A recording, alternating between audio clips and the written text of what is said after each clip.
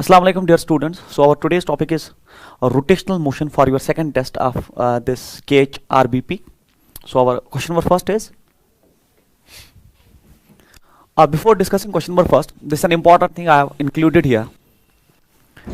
Question number first करने से पहले हम ये चीज जो है ये बहुत इंपॉर्टेंट है, मैं ये आपको पढ़ाता हूँ. देखिए, अगर आपके पास टू मासेस है, if you are having two masses like this, that's m1 and m2 such that they are having different masses. ठीक है, इसका कुछ मास है m1, इसका कुछ मास m2 है. तो फिर इस केस में हम क्या करते हैं, in order to calculate the moment of inertia, हम एक एक्सिस पहले लेते हैं through it centre of mass. So this is an axis which is passing through its center of mass such that जो total distance between the two masses है that is r, और फिर इस मास से उस center of mass वाली axis के respect में जो distance है that's r1, और इसका जो distance है that is r2, या r2 can be r minus r1. Calculations हम 11th में दिखाते हैं, आप रिजल्ट याद रखिए. अगर आपको ये R1 पता करना है तो R1 is directly equal to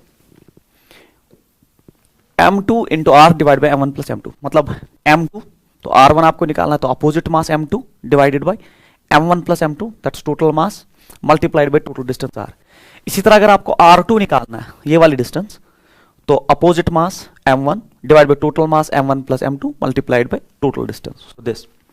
फिर मोमेंट ऑफ इनर्शिया इस एक्सिस पे जो सेंटर ऑफ मास से पास करती है, that moment of inertia that's passing through center of mass is equal to m reduced, that's reduced mass, multiplied by r square, where m reduced जो होता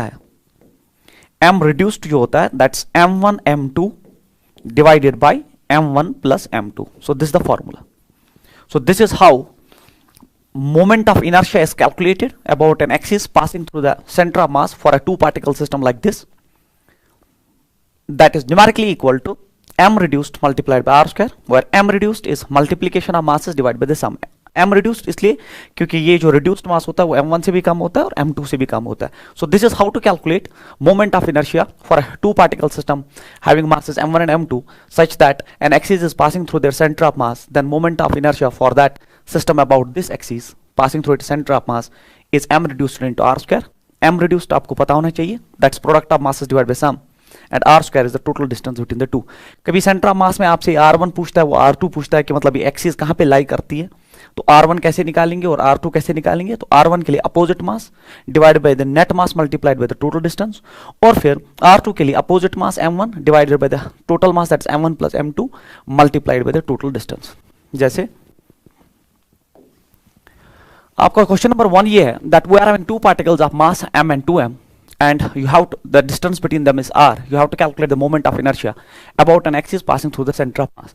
तो इस केस में आप लिखेंगे that moment of inertia about center of mass is m reduced, that's m1 m2, पीछे पढ़ाया मैंने आपको, m1 plus m2 multiplied by that r square. तो ICOM moment of inertia is equal to m1 जो है देखिए m है, multiplied by m2 that's 2m, divided by m1 plus m2 that's 3m directly.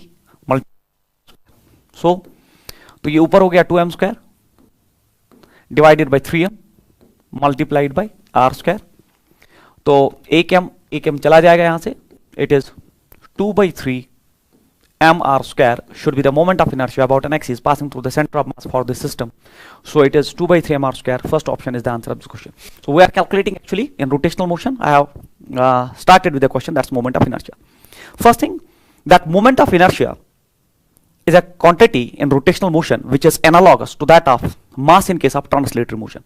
That is, what is the meaning of mass in case of translatory motion? Same is the meaning of moment of inertia in case of rotational motion. And it is always calculated about the axis of rotation for a system, for a particle or for a system of particles. तो moment of inertia about axis of rotation calculate होता है. It is analogous to that of mass in case of translatory motion. That is, what is the meaning of mass in case of translatory motion? Same is the meaning of moment of inertia in case of rotational motion. Then it is a tensor quantity, that's neither it is scalar neither vector. ये एक tensor quantity होता है. और फिर to particle system का moment of inertia मैंने आपको दिखाया कैसे निकालते हैं. जैसे अगर मैं इसमें एक स्लाइड ऐड करता हूं कि अगर आपके पास एक सिंगल पार्टिकल है of mass m, single particle system, and this is the axis of rotation, क्योंकि it is defined about the axis of rotation. ये आपका एक्सिस ऑफ रोटेशन है. This is your axis of rotation. Then it is defined as about this axis of rotation. मतलब this mass is rotating about this axis of rotation. You just calculate the perpendicular distance here, that's r. Then moment of inertia about this axis for this single particle is m multiplied by r square. So this is how to calculate moment of inertia for a single particle about axis of rotation. तो moment of inertia होता है mass multiplied by perpendicular distance with respect to the axis of rotation. तो unit क्या आ जाएगा? mass का kg होता है और distance का हो गया metre square. So kg metre square is the unit of moment of inertia and it is a tensor quantity in physics. ये एक tensor quantity होता है physics में. That is neither it is the scalar neither it is vector. तो ये होता है for single particle system. और अगर आपके पास बहुत सारे particles है about the axis of rotation, so this is an axis of rotation. ये particle m1 है and this particle is m2 here.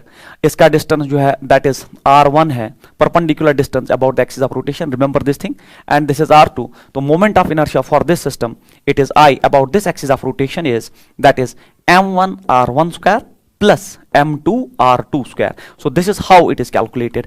So moment of inertia. So for a multiple particle system about an axis of rotation, it is summation of sum of that is mr square. जहां पे आप यहाँ जो summation में आप फिर कितने masses है वो आप इसमें ऐड कर सकते हैं. So this is how moment of inertia is calculated for a single particle system with respect to an axis of rotation. And one thing should be clear that this distance is a perpendicular distance. Then it is numerically mr square. And for multiple particle system, it can be m1 r1 square plus m2 r2 square plus m3 r3 square and so on. तो मैंने लिखा summation of mr square for a multiple particle system. और फिर two particle system का numerical भी हमने किया कि अगर आपके पास two particle system और इसमें axis center of mass से पास करती है तो उस केस में हम m reduced multiplied by r square से moment of inertia calculate करते हैं. उसके बाद देखिए जैसे ये find the moment of inertia about axis AB. So this is a multiple particle system, that's 1 2 3 masses. You have to calculate moment of inertia about axis AB. तो अगर इस एक्सिस पे पूछ रहा है तो इसी एक्सिस पे मोमेंट ऑफ इनर्शिया कैलकुलेट करिए. अगर यहां से एक्सिस वो पास करता तो और एक क्वेश्चन बन सकता है. अगर यहां से एक्सिस पास करेगा तो और एक क्वेश्चन बनता है. फिलहाल इस क्वेश्चन में about this axis which is in the plane of that triangle, since it's an equilateral triangle, all the three sides are equal and this angle is 60. तो एक इक्विलेटरल ट्राइंगल है और जो ट्राइंगल जिस प्लेन में है उसी प्लेन में एक्सिस भी है. तो you have to calculate the moment of inertia for this. तो मोमेंट ऑफ इनर्शिया इसमें सॉल्यूशन में जब आप मोमेंट ऑफ इनर्शिया लिखेंगे about the axis AB, that's very important because it is defined about the axis of rotation. So about axis AB, तो अगर आप देखेंगे जो पहला पार्टिकल है वो एक्सिस से ही पास कर रहा है, क्योंकि मैंने अभी आपको दिखाया that this is the axis of rotation and this is the particle of mass m. तो आप परपेंडिकुलर डिस्टेंस यहां से लेते हैं और मोमेंट ऑफ इनर्शिया होता है बराबर mr स्क्वायर. तो अगर आप पहले पार्टिकल को देख रहे हैं with respect to axis of rotation, जो पहला पार्टिकल है तो वो यहां पे है और वो एक्सिस ऑफ रोटेशन पे ही लाई करता है, तो उसका r ही जीरो है, तो उसका मोमेंट ऑफ इनर्शिया जीरो है. तो पहले पार्टिकल का मोमेंट ऑफ इनर्शिया जीरो है.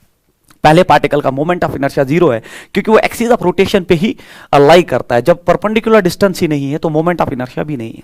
फिर आप देख लीजिए इस पार्टिकल को. Now this is a mass and it's having a perpendicular distance from the axis of rotation. This is an axis of rotation and this the perpendicular distance that is a. तो इसका moment of inertia है that is ma square, क्योंकि mass into perpendicular distance square आ गया. फिर इस particle को देखिए, तो इस पार्टिकल के लिए अगर आप परपेंडिकुलर डिस्टेंस यहां पे देखें तो this is the perpendicular distance here, this is the perpendicular distance here. और अगर आप देखेंगे, अगर आप यहां से परपेंडिकुलर ड्रॉप करते हैं तो if this total is a, so this thing should be a/2. अगर ये a/2 है तो ये भी a/2 है. तो पहले परपेंडिकुलर डिस्टेंस आपको पता होना चाहिए with respect to axis of rotation. इसलिए अगर आप इसमें जो है ऐड करेंगे इसको, so mass is multiplied by perpendicular and with respect to this axis AB, perpendicular to so IAB, that's moment of inertia about this axis is, so it is ma square plus ma square by 4. So 4 ones are 4 plus 1, that's 5. It's 5 by 4 ma square. So this is the moment of inertia of this system about the axis AB, which lies in the plane and passing through the mass first. So 5 by 4 ma square should be the answer and option number 1 is the answer here. तो इस axis पे आपने moment of inertia आराम से निकाला. तरीका एक ही है बच्चों मोमेंट ऑफ इनर्शिया निकालने का. आपको मास with respect to the axis of rotation और उसका perpendicular distance पता होना चाहिए. You can calculate the moment of inertia. Moment of inertia is a quantity in physics which not only depends on mass but also its distribution. Moment of inertia एक ऐसी quantity है physics में जो सिर्फ mass पे depend नहीं करता, उसके distribution पे. मतलब जितना वो दूर जाएगा एक्सिस से उतना ज्यादा moment of inertia होगा और जितना वो एक्सिस के नजदीक आएगा उतना moment of inertia कम होगा, because it is directly proportional to r square, where r is the perpendicular distance from the axis of rotation. Now अगर मैं इस क्वेश्चन में ऐड कर दूं, अगर मैं इस क्वेश्चन में एक चीज ऐड कर दूं, that is I am going to add here, देख लीजिए आप, अगर ये पूछता calculate the moment of inertia about this axis, अगर ये आपसे पूछता, फिलहाल जो आपने इसने पूछा तो वो हमने किया, अब मैं इस पे दूसरा क्वेश्चन बना रहा हूं that about this axis CD axis what is the moment of inertia of this system.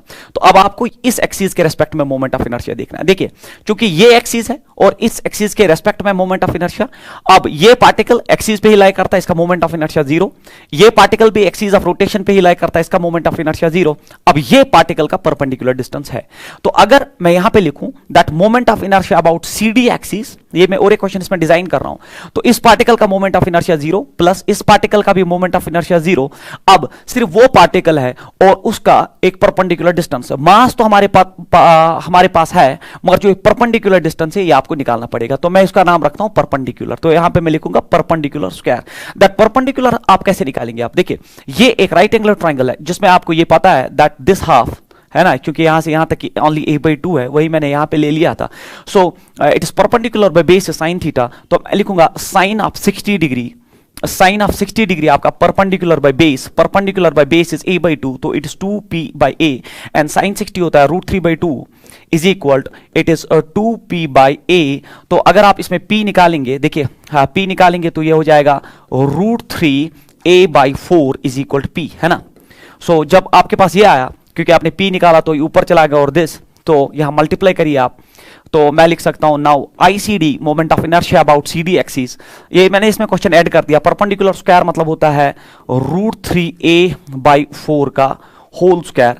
So this is how to calculate the moment of inertia about CD axis. मतलब आपको सिर्फ मास को देखना है, मास एक्सिस ऑफ रोटेशन पे ही लाई करता है तो मोमेंट ऑफ इनर्शिया जीरो, फिर जो मास एक्सिस ऑफ रोटेशन से दूर है उसका परपेंडिकुलर डिस्टेंस निकालना बहुत जरूरी है। जब आप परपेंडिकुलर डिस्टेंस निकालेंगे तो आपका जो है मोमेंट ऑफ इनर्शिया आ जाएगा। तो मैंने यहाँ परपेंडिकुलर बाय बेस कर दिया, तो it should be tan 30, sorry for this thing, it is tan of 60। मैंने यहाँ परपेंडिकुलर बाय बेस कर दिया, tan ऑफ 60 होता है √3 only, so it is √3 only. तो जब ये √3 ओनली है तो ये हो गया √3a डिवाइडेड बाय 2। हाँ, that is where I have done wrong, क्योंकि हमने इसमें परपेंडिकुलर बाय बेस लिया एंड दैट्स tan 60। तो ये मैंने दूसरा क्वेश्चन इसमें डिजाइन किया। तीसरा इसमें बन सकता है find the moment of inertia about this axis. इस एक्सिस पे मोमेंट ऑफ इनर्शिया निकालिए, तो इस एक्सिस पे निकालिए, तो ये जो मास है जो एक्सिस पे लाई करता है इस पे मोमेंट ऑफ इनर्शिया जीरो इस मास का। अब इसका जो है mass into perpendicular distance square, mass m है, परपेंडिकुलर डिस्टेंस स्क्वायर हो गया a स्क्वायर, और ये भी जो है देखिए it is to the plane, जिसमें ये मासेस है ये तो परपेंडिकुलर है, तो हो गया mass into perpendicular distance square a square, ma square plus ma square is 2ma square. मतलब हर एक्सिस पे एक डिफरेंट मोमेंट ऑफ इनर्शिया आ जाता है। तो you can calculate the moment of inertia about any axis, but you should have that perpendicular distance of the mass with respect to that axis. Now उसके बाद ये है आपका for continuous mass distribution find the moment of inertia. तो ये आपके JW में पूछा गया क्वेश्चन है, बहुत इंपॉर्टेंट क्वेश्चन है ये।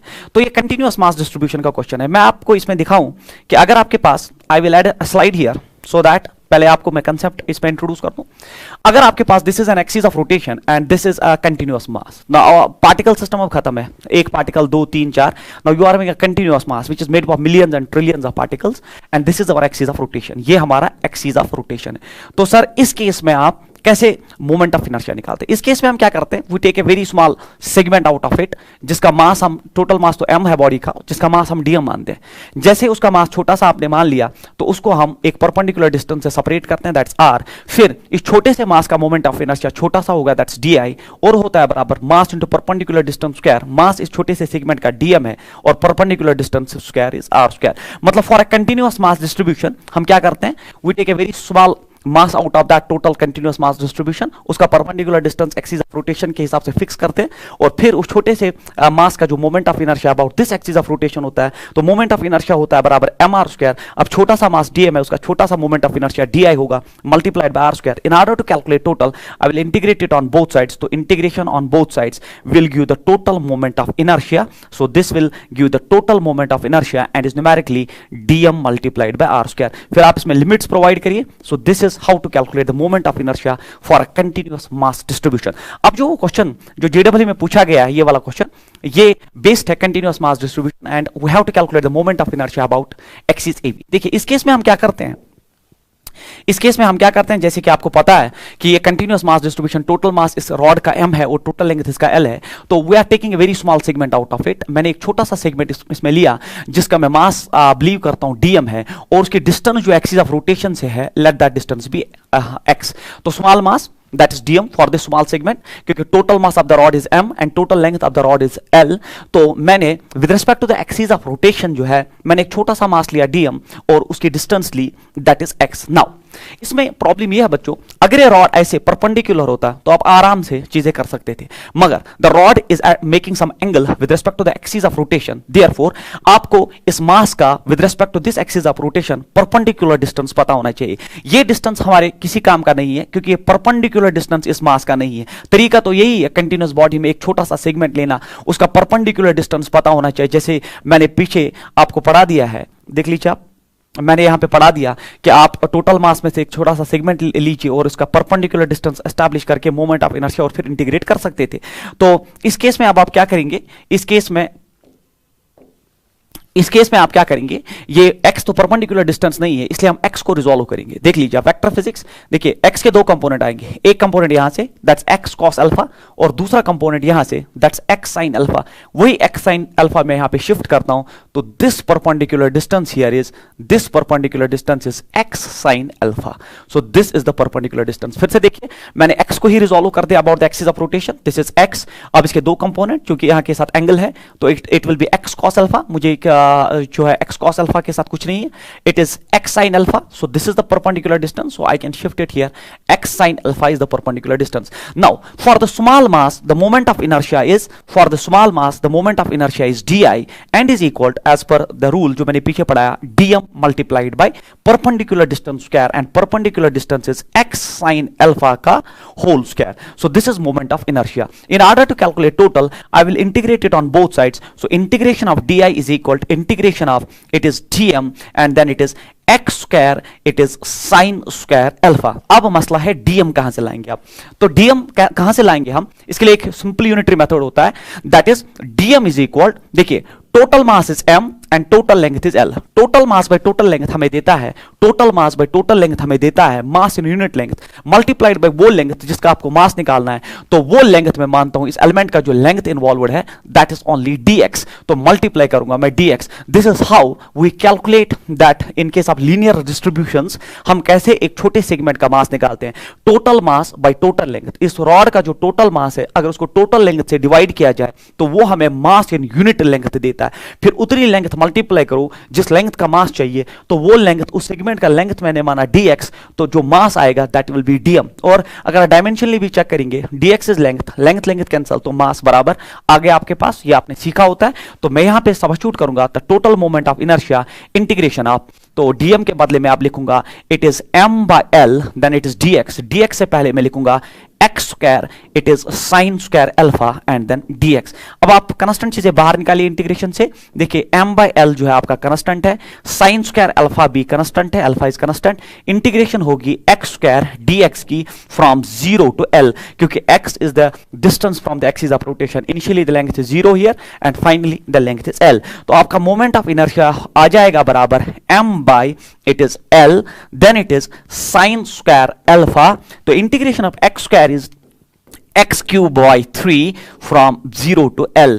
अब आप देख लीजिए, देखिए I is equal, it is m by l, it is sin square alpha and 3 पहले ही बाहर आ गया, ऊपर आ जाएगा l क्यूब, ठीक है, अपर लिमिट, क्योंकि 0 क्यूब कैंसिल आउट, एक l cancel out. I is equal, it is ml square by 3 sin square alpha is the moment of inertia for a question like this. So ml square by 3 sin square alpha, it is ml square by 3 ml square by 3 sin square alpha. Second option is the correct answer. So this is a numerical based on continuous mass distribution. Initially we have discussed for a single particle moment of inertia is mr square. For multiple particles it is summation of mr square, where r is the perpendicular distance square from the axis of rotation. फिर to particle system का भी मैंने centre of मास से जो आपका question था वो भी आपके साथ डिस्कस किया. उसके बाद जिसमें रिड्यूस्ड मास का कंसेप्ट आता है, उसके बाद कंटिन्यूअस बॉडी के केस में हम एक छोटा सा सेगमेंट निकालते हैं बॉडी का, उसका मास हम बिलीव करते हैं dm है, तो उसकी परपेंडिकुलर डिस्टेंस, तो स्मॉल मास के लिए small moment of inertia di होगा बराबर mass dm into R square. फिर आपका ये क्वेश्चन आया था, जो रॉड है it is rotating about an axis at some angle alpha, it is not directly 90 degree, फिर आसान और हो जाता है। जैसे अगर ये 90 डिग्री हो जाएगा, जैसे अगर ये 90 डिग्री यहाँ पे एंगल हो गया ना 90, ऐसे रॉड आपने रखा ऐसे ऐसे, तो अल्फा हो गया 90, साइन 90 होता है 1, इट्स ml स्क्वायर बाई 3। एक रॉड का moment of inertia about an axis passing through its end होता है ml square by 3। So this is the most generalised है ना, ये ज्यादा जनरलाइज्ड फार्मूला है, ml square by 3 sine square alpha. Actually हमें यही फार्मूला याद रखनी चाहिए। फिर इसका स्पेशल केस आता है when it is at 90 degree like this, making with axis of rotation, that axis is passing perpendicular to the length through its end, तो 90 हो गया, sin 90 is 1, it's ml square by 3। ये हमें जबानी याद होता है एंट्रेंस में, that for a rod the moment of inertia about an axis passing through its end है ना perpendicular to its length is ml square by 3, while as that axis which is passing along the length of the rod having small that area or radius, तो ऐसे ऐसे rod में जिसमें ये जो आपका एक्सिस है वो along the length पास करता है जिसका रेडियस कम है, तो उस केस में मोमेंट ऑफ इनर्शिया जीरो, क्योंकि रॉड एक्सिस पे ही लाई करती है और परपेंडिकुलर जो एक्सिस पास करती है through one end, then moment of inertia is ml square by 3, वो यहां से आ गया। सो ये हो गया आपका कंटिन्यूअस मास डिस्ट्रीब्यूशन पे बेस्ड क्वेश्चन। उसके बाद क्वेश्चन नंबर नेक्स्ट, उसके बाद theorems of moment of inertia. देखिए theorems of moment of inertia बहुत इंपॉर्टेंट है, न्यूमेरिकल सॉल्व कर देगा।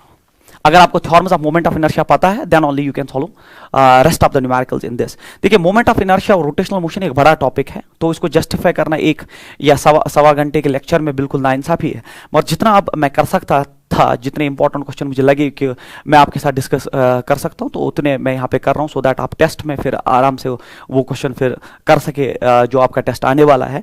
मगर एक्चुअली रोटेशनल मोशन क्लास में डिटेल्ड पढ़ाया जाता है, तो यहाँ पे एक सवा घंटे में उसके साथ जस्टिस करना बिल्कुल नाइंसाफी है। स्टिल मोमेंट ऑफ इनर्शिया जो है उसमें theorems of moment of inertia, one is perpendicular axis theorem and that is parallel axis theorem. देखिए पहले आपके पास परपेंडिकुलर एक्सिस थॉर्म है, it is perpendicular axis theorem. जो आपका परपेंडिकुलर एक्सिस थॉर्म है तो इसकी वैलिडिटी ये है, it is valid only for 2 dimensional objects, remember this thing, ठीक है।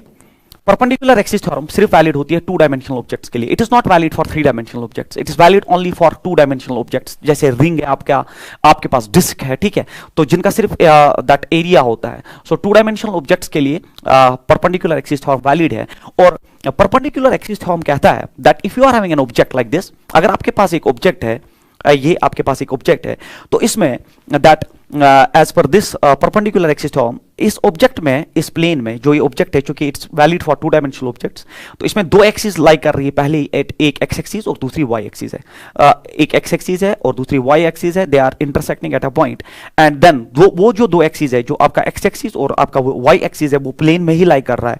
Then a third axis which is perpendicular to the plane, which is perpendicular to the plane and passing through the point of intersection, है ना, that X axis और Y axis का जो point of intersection है, तो उसमें से ये पास करके परपेंडिकुलर है उस प्लेन को या उन दोनों एक्सिस को, तो इस एक्सिस पे जो moment of inertia I Z है ना is equal to I X plus I Y. Since all the 3 axis are mutually perpendicular, आपका जो जेड वाला एक्सिस है वो आपके प्लेन में जो एक्स एक्सिस है और जो आपके प्लेन में वाई एक्सिस है और उनके पॉइंट ऑफ इंटरसेक्शन से क्रॉस कर रहा है, क्योंकि एक्स और वाई एक्सिस पहले ही परपेंडिकुलर है और ये एक्सिस उन पे परपेंडिकुलर है, passing through the point of intersection, then the moment of inertia about this axis, that's Iz, that is Iz is equal to Ix plus Iy.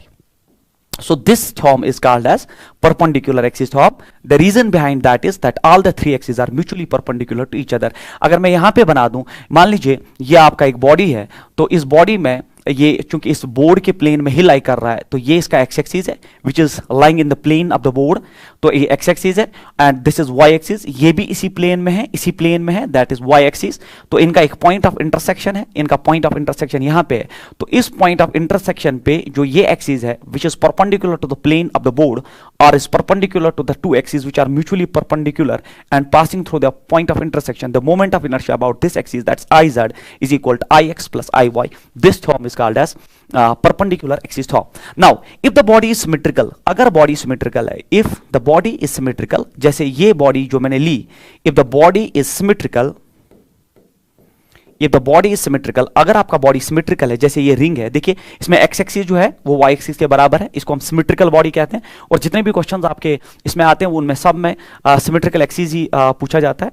So if the body is symmetrical means x axis is equal to y axis, तो मैं लिख सकता हूं I Z जो आपका है, या तो मैं लिख सकता हूं ट्वाइस ऑफ आई एक्स क्योंकि आई एक्स आई वाई के बराबर है, या मैं लिख सकता हूं it's twice of I y, या अब आप मुझे बोल दीजिए आई एक्स जो है वो आई वाई के बराबर है and is equal to I z by 2। So this is a very important thing जो आपको जबानी याद होना चाहिए कि मतलब perpendicular axis थ्योरम कहता है about an axis which is perpendicular to the plane and is passing through a point of intersection for the two axes which lie in the plane, that's x axis and y axis. The moment of inertia about this axis is ix plus iy. This theorem is called as perpendicular axis theorem. Now if the body is symmetrical then ix is equal to iy, ठीक है, then moment of inertia about x axis is equal to moment of inertia और y axis. तो मैं लिख सकता हूँ iz is equal to twice of ix, या आप लिख सकते हैं equal to twice of iy. तो ix जो है वो iz by 2 होगा और iy भी होगा बराबर आई जेड बाई 2। मतलब अगर आपको इस एक्सिस पे मोमेंट ऑफ इनर्शिया पहले ही पता है, मतलब जेड एक्सिस पे पहले ही मोमेंट ऑफ इनर्शिया पता है, तो आपसे कोई पूछे एक्स एक्सिस पे कितना मोमेंट ऑफ इनर्शिया होगा for a symmetrical body like this, तो आप बोलिए सर जो इस एक्सिस पे है divide by 2, that is Z axis पे जो है डिवाइड बाय 2। वो पूछेगा वाई एक्सिस, जो वाई एक्सिस इसमें है वाई एक्सिस, तो ये इस एक्सिस पे मोमेंट ऑफ इनर्शिया पता है परपेंडिकुलर एक्सिस पे, तो वाई एक्सिस पे कितना मोमेंट ऑफ इनर्शिया होगा जो इन द प्लेन है, तो आप बोलेंगे सर आई जेड बाई 2, मतलब जो परपेंडिकुलर एक्सिस है उसके हाफ के मोमेंट ऑफ इनर्शिया के बराबर होता है। मतलब moment of inertia about this axis जो होगा तो with respect to this axis जो एक्स एक्सिस पे मोमेंट ऑफ इनर्शिया होगा वो इसका आधा होगा, और जो वाई एक्सिस पे भी मोमेंट ऑफ इनर्शिया होगा वो इसका आधा होगा। This theorem is called as perpendicular axis theorem. उसके बाद आपका दूसरा है that's called as parallel axis theorem.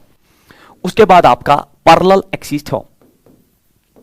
जो आपका पैरेलल एक्सिस थ्योरम है, it is valid for 2 as well as 3 dimensional objects. So its validity is that is it's valid for 2 as well as 3 dimensional objects. तो ये दोनों dimensional objects के लिए, चाहे आपका रिंग हो, डिस्क हो, या आपके पास हॉलो स्फीयर हो, या आपके पास सॉलिड स्फीयर लाइक अर्थ, तो उन दोनों के लिए ये थ्योरम वैलिड होती है। तो आपको पता होना चाहिए कि कौन सी थ्योरम किन ऑब्जेक्ट्स के लिए वैलिड है। Perpendicular is valid only for 2 dimensional objects while as this theorem is valid for 2 as well as 3 dimensional objects. तो ये थ्योरम कहती है कि अगर आपके पास कोई बॉडी है, ये कोई बॉडी है and there is an axis passing through its centre of mass, तो यहां पे एक एक्सिस है जो इसके सेंटर ऑफ मास से पास कर रही है, सेंट्रोइडल एक्सिस जिसको आप कहते हो, और इस एक्सिस पे हमें मोमेंट ऑफ इनर्शिया पहले ही पता है, then you want to calculate the moment of inertia about this axis which is parallel to this axis. तो मतलब जिस एक्सिस पे आप मोमेंट ऑफ इनर्शिया निकालना चाहते हो वो सेंटर वाली जो एक्सिस है, जो सेंटर ऑफ मास से पास करती है, उसके पैरेलल होनी चाहिए, और आपको ये परपेंडिकुलर डिस्टेंस पता होनी चाहिए। तो इस बॉडी का अगर मास m है तो ये इस एक्सिस पे जो moment of inertia that's I, इस एक्सिस पे moment of inertia which is parallel to the axis passing through the centre of mass, तो these two axis should be parallel, that's why it's called as parallel axis theorem is equal I centre of mass, centre of mass पे जो axis pass हो रही है उसका moment of inertia plus then it is m multiplied by r square. So moment of inertia के साथ add होके moment of inertia ही देता है, that is what is units and dimensions. तो ये है आपका पैरेलल एक्सिस थ्योरम। मतलब अगर आपके पास ये कोई बॉडी है और इसके सेंटर से कोई एक्सिस पास कर रही है, इसके सेंटर से कोई एक्सिस पास कर रही है, now you want to find a moment of inertia about an axis like this which is parallel to this, तो इस एक्सिस पे आप मोमेंट ऑफ इनर्शिया निकाल सकते हो। तो आपको सेंटर वाली एक्सिस का मोमेंट ऑफ इनर्शिया पता होना चाहिए, then that ICU moment of inertia about the axis passing through the centre of mass plus m इसका mass multiplied by r square. तो the condition is that this axis जिस पे आप निकालना चाहते हो that should be parallel to this axis. अगर आप बोलोगे सर मुझे इस एक्सिस पे निकालनी है तो फिर इसके रेस्पेक्ट में ये पैरेलल नहीं है तो this theorem is not valid. तब उस केस में आपको उस बॉडी का ये एक्सिस वाला मोमेंट ऑफ इनर्शिया पता होना चाहिए and you can use the parallel axis theorem. आप देख लीजिए ये इसके सेंटर से पास हो रहा है, ये इसके सेंटर से पास हो रहा है, तो इस एक्सिस पे which is parallel to this axis you can calculate the moment of inertia. अगर ऐसे सेंटर से पास हो रहा है तो इस एक्सिस पे आप मोमेंट ऑफ इनर्शिया निकाल सकते हो, that is why we call this as parallel axis theorem. तो दोनों के स्टेटमेंट्स क्लियर होने चाहिए और दोनों के आपको जो तरीके हैं यूज करने के कि कब यूज होगा, 2 डायमेंशनल है, 3 डायमेंशनल है, तो 3 डायमेंशनल में तो दोनों थ्योरम्स वैलिड है, तो पैरेलल एक्सिस थ्योरम तो दोनों के लिए वैलिड है, 2 एज वेल एज 3 डायमेंशनल। और जब आपके पास 2 डायमेंशनल ऑब्जेक्ट हो तो सिर्फ परपेंडिकुलर एक्सिस थ्योरम, और फिर पैरेलल एक्सिस थ्योरम यूज करने से पहले ये एक्सिस सेंटर वाली एक्सिस के पैरेलल होनी चाहिए तब जाके यूज होगा, अगर इसके परपेंडिकुलर है तब यूज नहीं होगा। और उस केस में all the 3 axis should be mutually perpendicular, then only you can go for to calculate moment of inertia. Then अब इसमें क्वेश्चंस क्या है, देखिए find moment of inertia about that A B this axis. तो हमारे पास एक सिस्टम है which is made up of 4 rods, so 1 2 3 and 4। हमारे पास 4 रॉड्स का एक ऐसा अरेंजमेंट है जिसमें हर एक रॉड का मास m है, हर एक रॉड का मास m है। So this comma here actually, so ये m है और length l, so this is m length l, this is m length l and this is m length l। So all the 4 rods are having equal masses and equal lengths, we have to calculate the moment of inertia about this axis। now see here, देखिए अब जो rod है, मैंने आपको भी बोला कि अगर आपके पास एक रॉड है, these things you should know, क्योंकि आपने क्लास वर्क में ये सारा पढ़ा होता है कि अगर आपके पास एक रॉड है, so I will add a slide here that will be much better। अगर मेरे पास एक रॉड है, remember that thing, ये चीजें आपको याद होनी चाहिए। अगर आपके पास रॉड है जिसका मास m है और लेंथ l है, moment of inertia about an axis passing through its and, इस पे आपको मोमेंट ऑफ इनर्शिया जबानी याद होना चाहिए, दैट शुड बी ml²/3। अभी मैंने पीछे भी ये प्रूव किया, ml²/3। अगर आपके पास यही रॉड है जिसका मास m है और लेंथ l है, इसका मास m है और लेंथ l है, about an axis passing through its centre, about an axis passing through its centre, moment of inertia होता है बराबर ml²/12। So this is what you should already know, है ना, क्योंकि आपने बिल्कुल 11th में डिराइव करके, एंट्रेंस में भी जो आपका ऑफलाइन मोड रहता है उसमें बिल्कुल आपके साथ ये डिस्कस करते हैं कि moment of inertia of a rod about an end perpendicular to the length is ml²/3 and about an axis that axis passing through its centre perpendicular to the length it's ml²/12। और फिर जो है अगर आपके पास यही rod है such that its radius is very small, अगर इसका रेडियस बहुत कम है तो moment of inertia about this axis, इस एक्सिस पे which is along the length of the rod, the moment of inertia is 0, क्योंकि पार्टिकल जो है वो एक्सिस ऑफ रोटेशन से दूर ही नहीं है तो मोमेंट ऑफ इनर्शिया होगा ही नहीं। सो अबाउट एन एंड होता है ml²/3, अबाउट द सेंटर होता है ml²/2, और अगर अलोंग द लेंथ क्रॉस करती है आपकी एक्सिस तब मोमेंट ऑफ इनर्शिया 0 होता है। अब हम क्वेश्चन पे वापस आते हैं। देखिए आपका यही क्वेश्चन है, तो इस एक्सिस पे आपको मोमेंट ऑफ इनर्शिया निकालना है। जब इस एक्सिस पे मोमेंट ऑफ इनर्शिया निकालना है तो इस रॉड के लिए अलोंग द लेंथ पास कर रहा है तो इस रॉड का मोमेंट ऑफ इनर्शिया 0। तो टोटल मोमेंट ऑफ इनर्शिया में जो पहला रॉड है उसका कंट्रीब्यूशन 0 है। उसके बाद अब ये रॉड है and this is the axis of rotation, it's perpendicular to this, तो ये रॉड के एंड से एक्सिस पास कर रहा है ना, परपेंडिकुलर टू द लेंथ, और जब एंड से पास करता है तो देन इट इज ml²/3। और इस रॉड के लिए भी it is passing about its end, है ना, एंड से पास कर रहा है perpendicular to the length, again it is ml²/3। आ गया ये भी। अब moment of inertia of this rod, है ना, अबाउट दिस एक्सिस, इस एक्सिस पे। तो जैसे ये वाला आप क्वेश्चन देखते हैं ना, तो इसमें आप फिर गलती करते हैं। जैसे आप जो है आप सीधे लिखेंगे सर ये एक्सिस है and this is mass, so mass multiplied by perpendicular distance square and perpendicular distance is l। But अगर आप इस एक्सिस के रेस्पेक्ट में मोमेंट ऑफ इनर्शिया सिस्टम का देखते हैं, इस रॉड का देखते हैं, तो आपको पहले देखना है कि इसके सेंटर ऑफ मास में कोई एक्सिस पास मत होती है। तो होती है ना, ये एक्सिस सेंटर ऑफ मास से पास होती है। तो first you have to check, क्योंकि there is a thing that's parallel axis theorem is valid here. तो आपको पहले इस एक्सिस के रेस्पेक्ट में नो डाउट आपको मोमेंट ऑफ इनर्शिया कैलकुलेट करना है, मगर आपको देखना है जिस ऑब्जेक्ट का मोमेंट ऑफ इनर्शिया इस एक्सिस के रेस्पेक्ट में कैलकुलेट करते हैं, क्या उसके सेंटर ऑफ मास से कोई एक्सिस पास करती है, और अगर उसके सेंटर ऑफ मास से कोई एक्सिस पास करती है उस पे अगर उसका मोमेंट ऑफ इनर्शिया है तो वो लेना पड़ेगा, क्योंकि पैरेलल एक्सिस थ्योरम तो वही कहती है, आपका पैरेलल एक्सिस थ्योरम कहता है कि moment of inertia about a new axis is moment of inertia about centre of mass, centre of mass plus उस ऑब्जेक्ट का mass multiplied by distance square. तो this is parallel axis theorem. So parallel axis theorem अगर आपके पास है तो आप उसको छोड़ नहीं सकते। You have to calculate the moment of inertia of this rod about this axis of rotation. इसलिए पहले आपको चेक करना है कि सेंटर ऑफ मास में से अगर कोई एक्सिस पास कर रही है और उस पर मोमेंट ऑफ इनर्शिया है तो वो आपको लेना पड़ेगा, प्लस हो गया फिर m multiplied by perpendicular distance square and that in this case is directly equal l square. अब देख लीजिए, no doubt here an axis is passing through it, यहां पे एक एक्सिस पास कर रही है, सेंटर ऑफ मास से पास कर रही है, मगर उस एक्सिस पे मोमेंट ऑफ इनर्शिया 0 है, क्योंकि रॉड में जो अलोंग द लेंथ एक्सिस पास करती है उस पे मोमेंट ऑफ इनर्शिया 0 होता है। तो मैं यहां लिखूंगा 0, है ना। आपको ऐसा लगता है कि 0 से क्या फर्क पड़ता है इधर, मगर जो कंसेप्ट का पार्ट है वो मैं लिख रहा हूं, that 0 is very important here. No doubt answer पे कोई फर्क नहीं पड़ेगा, मगर जो कंसेप्ट का पार्ट है वो आगे क्वेश्चंस में फिर काम आएगा। तो हो गया ICOM प्लस mr स्क्वायर। अब उस रॉड का मास है m और उसकी परपेंडिकुलर डिस्टेंस l है तो l स्क्वायर। अब अगर आप टोटल मोमेंट ऑफ इनर्शिया लिखेंगे तो ये बनेगा twice of ml square by 3 plus ml square.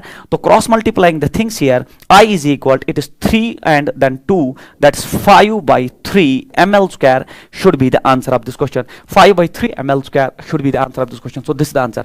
तो ये जीरो से उतना फर्क नहीं पड़ा आंसर में, मगर जो कंसेप्ट का पार्ट है वो मैंने इंट्रोड्यूस किया कि इस एक्सिस पे इस रॉड का मोमेंट ऑफ इनर्शिया निकालना है, तो पैरेलल एक्सिस फॉर्म आपको यूज करनी पड़ेगी। आपको देखना है कि सेंटर ऑफ मास से मत कोई एक्सिस पास कर रही है, तो अगर सेंटर ऑफ मास से कोई एक्सिस पास कर रही है तो उसका मोमेंट ऑफ इनर्शिया लेना पड़ेगा। No doubt in this case that is zero, तो मैंने जीरो लिख दिया, प्लस फिर एम आर स्क्वायर, मास इसका m and distance is l square. So this is very important question जो आपके एंट्रेंस में पूछा जा सकता है। उसके बाद क्वेश्चन नंबर नेक्स्ट, उसके बाद क्वेश्चन नंबर नेक्स्ट है, ये लिख लीजिए, 3 discs of same mass and radius, find moment of inertia about AP. चलिए पहले मैं एक स्लाइड ऐड करता हूं सो दैट मैं आपको याद दिलाऊं जो आपने क्लास में पढ़ा होता है। देखिए अगर आपके पास रिंग होता है तो मैं यहां पे दोनों चीजें साथ में लिखूं, अगर आपके पास रिंग है और दूसरा आपके पास डिस्क है ना, ये हमने डिटेलर आपके साथ 11th क्लास में डिस्कस किया होता है, but you are at the stage of preparation जहां पे ये चीजें आपको जबान याद होनी चाहिए, और before sitting in the entrance, मतलब एंट्रेंस में बैठने से पहले ये चीजें पता होनी चाहिए। देखो अगर आपके पास रिंग है तो रिंग आपको पता है हॉलो होता है, तो इसका मास m है और इसका रेडियस अगर r है, तो moment of inertia about an axis passing through its centre perpendicular to plane, मतलब इस एक्सिस पे जो मोमेंट ऑफ इनर्शिया, ये तो सेंटर से पास कर रहा है और परपेंडिकुलर टू प्लेन, इस पे मोमेंट ऑफ इनर्शिया होता है बराबर रिंग का mr square. Remember this thing, है ना? Before entering in your exam center, you should have an idea that moment of inertia about an axis which is perpendicular to the plane of ring passing through its center is mr square। और जो disc होता है, disc और ring में ये फर्क होता है कि हॉलो नहीं, पूरा मास जो है डिस्ट्रीब्यूटेड है, mass is m and radius is r। So moment of inertia about an axis passing through its centre and perpendicular to the plane, plane जो है आपका बोर्ड का है उसी में आपका डिस्क है, but it's perpendicular to that, moment of inertia होता है बराबर mr square by 2। These two things should be clear to you people, that moment of inertia about an axis passing through centre perpendicular plane here mr square and moment of inertia about an axis passing through the centre perpendicular plane here is mr square by 2। तो ऐसे लगता है जब हम देखते हैं हमें लगता है कि रिंग हॉलो है, इसका मोमेंट ऑफ इनर्शिया कम होना चाहिए था इस एक्सिस पे, और जो डिस्क है वो सॉलिड है, पैकेड है, तो उसका मोमेंट ऑफ इनर्शिया इससे ज्यादा है, मगर मोमेंट ऑफ इनर्शिया डिस्क का कम है और मोमेंट ऑफ इनर्शिया जो रिंग का है वो ज्यादा है। ऐसा क्यों? क्योंकि मैंने आपको बोला कि moment of inertia is a quantity which not only depends on mass but also it is distribution. In case of ring जो एक्सिस ऑफ रोटेशन से दूर सारा मास है ना, वो डिस्ट्रीब्यूटेड जो मास है जो दूर है बिल्कुल एक्सिस से, सारा मास जो है एक्सिस से एट अ डिस्टेंस r है, इसलिए मोमेंट ऑफ इनर्शिया ज्यादा है क्योंकि डिस्टेंस ज्यादा है। इस केस में जब आप एक्सिस यहाँ जो है रखते हो, यहाँ पे एक्सिस आधा मास जो है वो दूर है, वो बाउंड्री पे है, मगर आधा मास इसके नजदीक है, तो उसकी वजह से जो नेट मोमेंट ऑफ इनर्शिया वो कम हो जाता है, because moment of inertia not only depends on mass but also it is distribution. तो logically moment of inertia of disc should be less than that of ring, you should know this. अब ये हो गया about an axis passing through centre perpendicular to plane, इसका होता है mr square, इसका होता है mr स्क्वायर बाई 2। अगर आपसे कोई पूछे एक्स एक्सिस पे कितना मोमेंट ऑफ इनर्शिया होगा, या अगर आपसे कोई पूछे कि इसके वाई एक्सिस पे, मतलब those axis which lie in the plane, है ना, ये तो एक्सिस इसके प्लेन में लाई करती है, देखिए ये प्लेन में लाई करती है, ये प्लेन में लाई करती है, क्योंकि ये सिमेट्रिकल बॉडी है, तो मैंने आपको बोला ना आई एक्स होता है बराबर आई वाई और ये होता है बराबर आई जेड बाई 2, पीछे मैंने पढ़ा दिया, क्योंकि आई जेड जो है इस पे mr स्क्वायर है, तो ये हो गया mr स्क्वायर बाई 2। तो this is the moment of inertia about an x और Y axis which lie in the plane of the ring is mr square by 2। मतलब वो एक्सिस जो सेंटर और परपेंडिकुलर प्लेन होता है उस पे moment of inertia mr square होता है, और वो एक्सिस जो इन द प्लेन लाई करती है चाहे एक्स एक्सिस में या वाई एक्सिस में, उस पे आधा होता है आई जेड का, that is mr square by 2। इस केस में भी अगर आप देखिए, अगर आप एक्स एक्सिस लेते हैं यहाँ पे, this is your x axis और ये आपका वाई एक्सिस है, तो इन दो एक्सिस में जो इन द प्लेन लाई करते हैं इस पे मोमेंट ऑफ इनर्शिया कितना होगा सर, आई एक्स होगा बराबर सर आई वाई और वो होगा बराबर आई z by 2, I z by 2। तो आई जेड जो है आपका mr स्क्वायर बाई 2 है, तो mr square by 2 divided by 2 it is 4, so mr square by 4। ये चीजें आपको पता होनी चाहिए। So this is how to calculate moment of inertia. और अगर आपसे वो पूछता है कि अबाउट दिस एक्सिस, है ना, this is now ring and find the moment of inertia about this axis which is tangential, which is tangential, तो ये रेडियस है, which is tangential but lies in the plane, तो in the plane ही है, ये tangential है इन the plane. तो आपको देखना पहले सेंटर से मत कोई एक्सिस है, तो है ना वाई एक्सिस है ना, यहाँ पे तो वाई एक्सिस है, it's very much clear, centre से वाई एक्सिस है, अभी मैंने पढ़ाया। तो पैरेलल एक्सिस थ्योरम कहती है कि इस एक्सिस पे जो मोमेंट ऑफ इनर्शिया होगा वो जो एक्सिस सेंटर ऑफ मास से गुजर रही है, तो इन द प्लेन वाली वाई है और वाई वाला जो हमें पता है that is mr square by 2 plus mr square, क्योंकि पैरेलल एक्सिस थ्योरम, तो m is mass and r square is the distance, so it is 3 by 2 mr square is the moment of inertia about this. तो in the same fashion अगर आप इसमें disc लेते हैं, disc मैं moment of inertia about this which is tangential in the plane, तो y axis पे तो मोमेंट ऑफ इनर्शिया पता है, distance between them is r, तो moment of inertia about this is I y आपको पता है it is M R square by 4 plus m are square. आप पैरेलल एक्सिस थ्योरम यूज कर रहे हैं क्योंकि it's parallel to that, so I is equal it is 5 by 4 m are square. तो ये हो गया डीसी के केस में मोमेंट ऑफ इनर्शिया। इसी तरह अगर वो इस एक्सिस पे मोमेंट ऑफ इनर्शिया पूछ रहा है, इस एक्सिस पे देखिए it is again tangential but perpendicular to the plane. तो आपको पता है ना यहाँ परपेंडिकुलर टू द प्लेन पहले एम आर स्क्वायर है तो plus m are square 2 m are square. तो यहाँ पे आप देखिए tangential but perpendicular to the plane, इस पे निकालिए तो इस एक्सिस पे हमें पता है कितना है m are square by 2 plus mr square, that's 3 by 2 mr square. That is how you use parallel and perpendicular axis theorem to calculate the moment of inertia for your ring and for your disk. तो this thing you should know, आपको पता होना चाहिए और आपने बिल्कुल पढ़ा होता है। मैंने फिर भी थोड़ा सा आपको यहाँ पे पढ़ा दिया। तो इस रिगार्डिंग जो क्वेश्चन हमारे पास है वो ये है that 3 discs of same mass, तो हमारे पास 3 discs है ऑफ सेम मास। तो actually these are discs here, तो अगर लैंग्वेज में लिखा है तो ये discs ही है। तो these are 3 discs like this of same mass and same radius.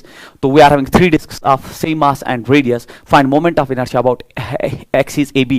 So ये axis जो है in the plane ही लाई कर रही है, तो इस पे आपको moment of inertia इस सिस्टम का निकालना है, पूरे सिस्टम का। देख लीजिए जैसे वो इस सिस्टम का moment of inertia आपसे पूछ रहा है, तो मुझे आप बोलिए for this disk है ना, क्योंकि रेडियस r है तो इसका भी रेडियस r ही होगा यहाँ से यहाँ तक, रेडियस r, और चूंकि इसके सेंटर से ही पास हो रहा है तो इसका रेडियस जो है लेने की जरूरत ही नहीं है क्योंकि it's passing through that centre. Now moment of inertia for this disc, अगर आप इस डिस्क को देखेंगे, मैं इस डिस्क को यहां पे बना रहा हूं, इस डिस्क को देखेंगे तो moment of inertia about this axis, तो मुझे बोलिए इट इज टेंजेंशियल, एक तो टेंजेंशियल है and is in the plane, तो आपको पता होना चाहिए y एक्सिस पे मोमेंट ऑफ इनर्शिया कितना है और रेडियस तो दे दिया गया है दैट इज r। तो इस एक्सिस पे अगर आप देखेंगे इस डिस्क के लिए मोमेंट ऑफ इनर्शिया, और तो ये जो ये y एक्सिस है इस पे भी आपने निकाला पीछे, आप देख लीजिए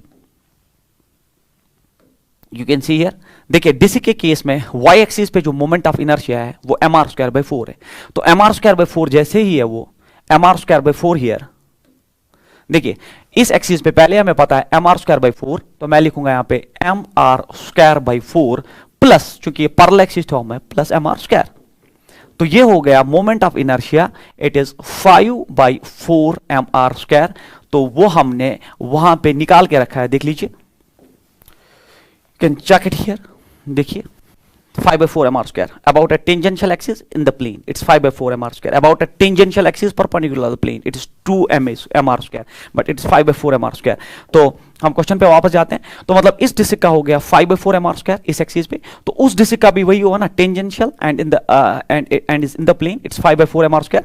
तो मैं लिखूंगा नाउ सॉल्यूशन हियर, सॉल्यूशन में नेट मोमेंट ऑफ इनर्शिया, तो इस डिस्क का सर हो गया 5 by 4 mr square, it is 5 by 4, m is mass and r is the radius, तो स्मॉल r सिंबल यूज किया गया, 5 by 4 mr square। तो जो इस डिस्क के लिए वैलिड है वो उस डिस्क के लिए भी वैलिड है, तो मल्टीप्लाइड बाय 2 प्लस, अब सर इस डिस्क के लिए क्या है, तो ये इसका y एक्सिस में ही क्रॉस कर रहा है, y एक्सिस में ही क्रॉस कर रहा है, और मैंने पीछे पढ़ा दिया है दैट्स mr स्क्वायर बाय 4।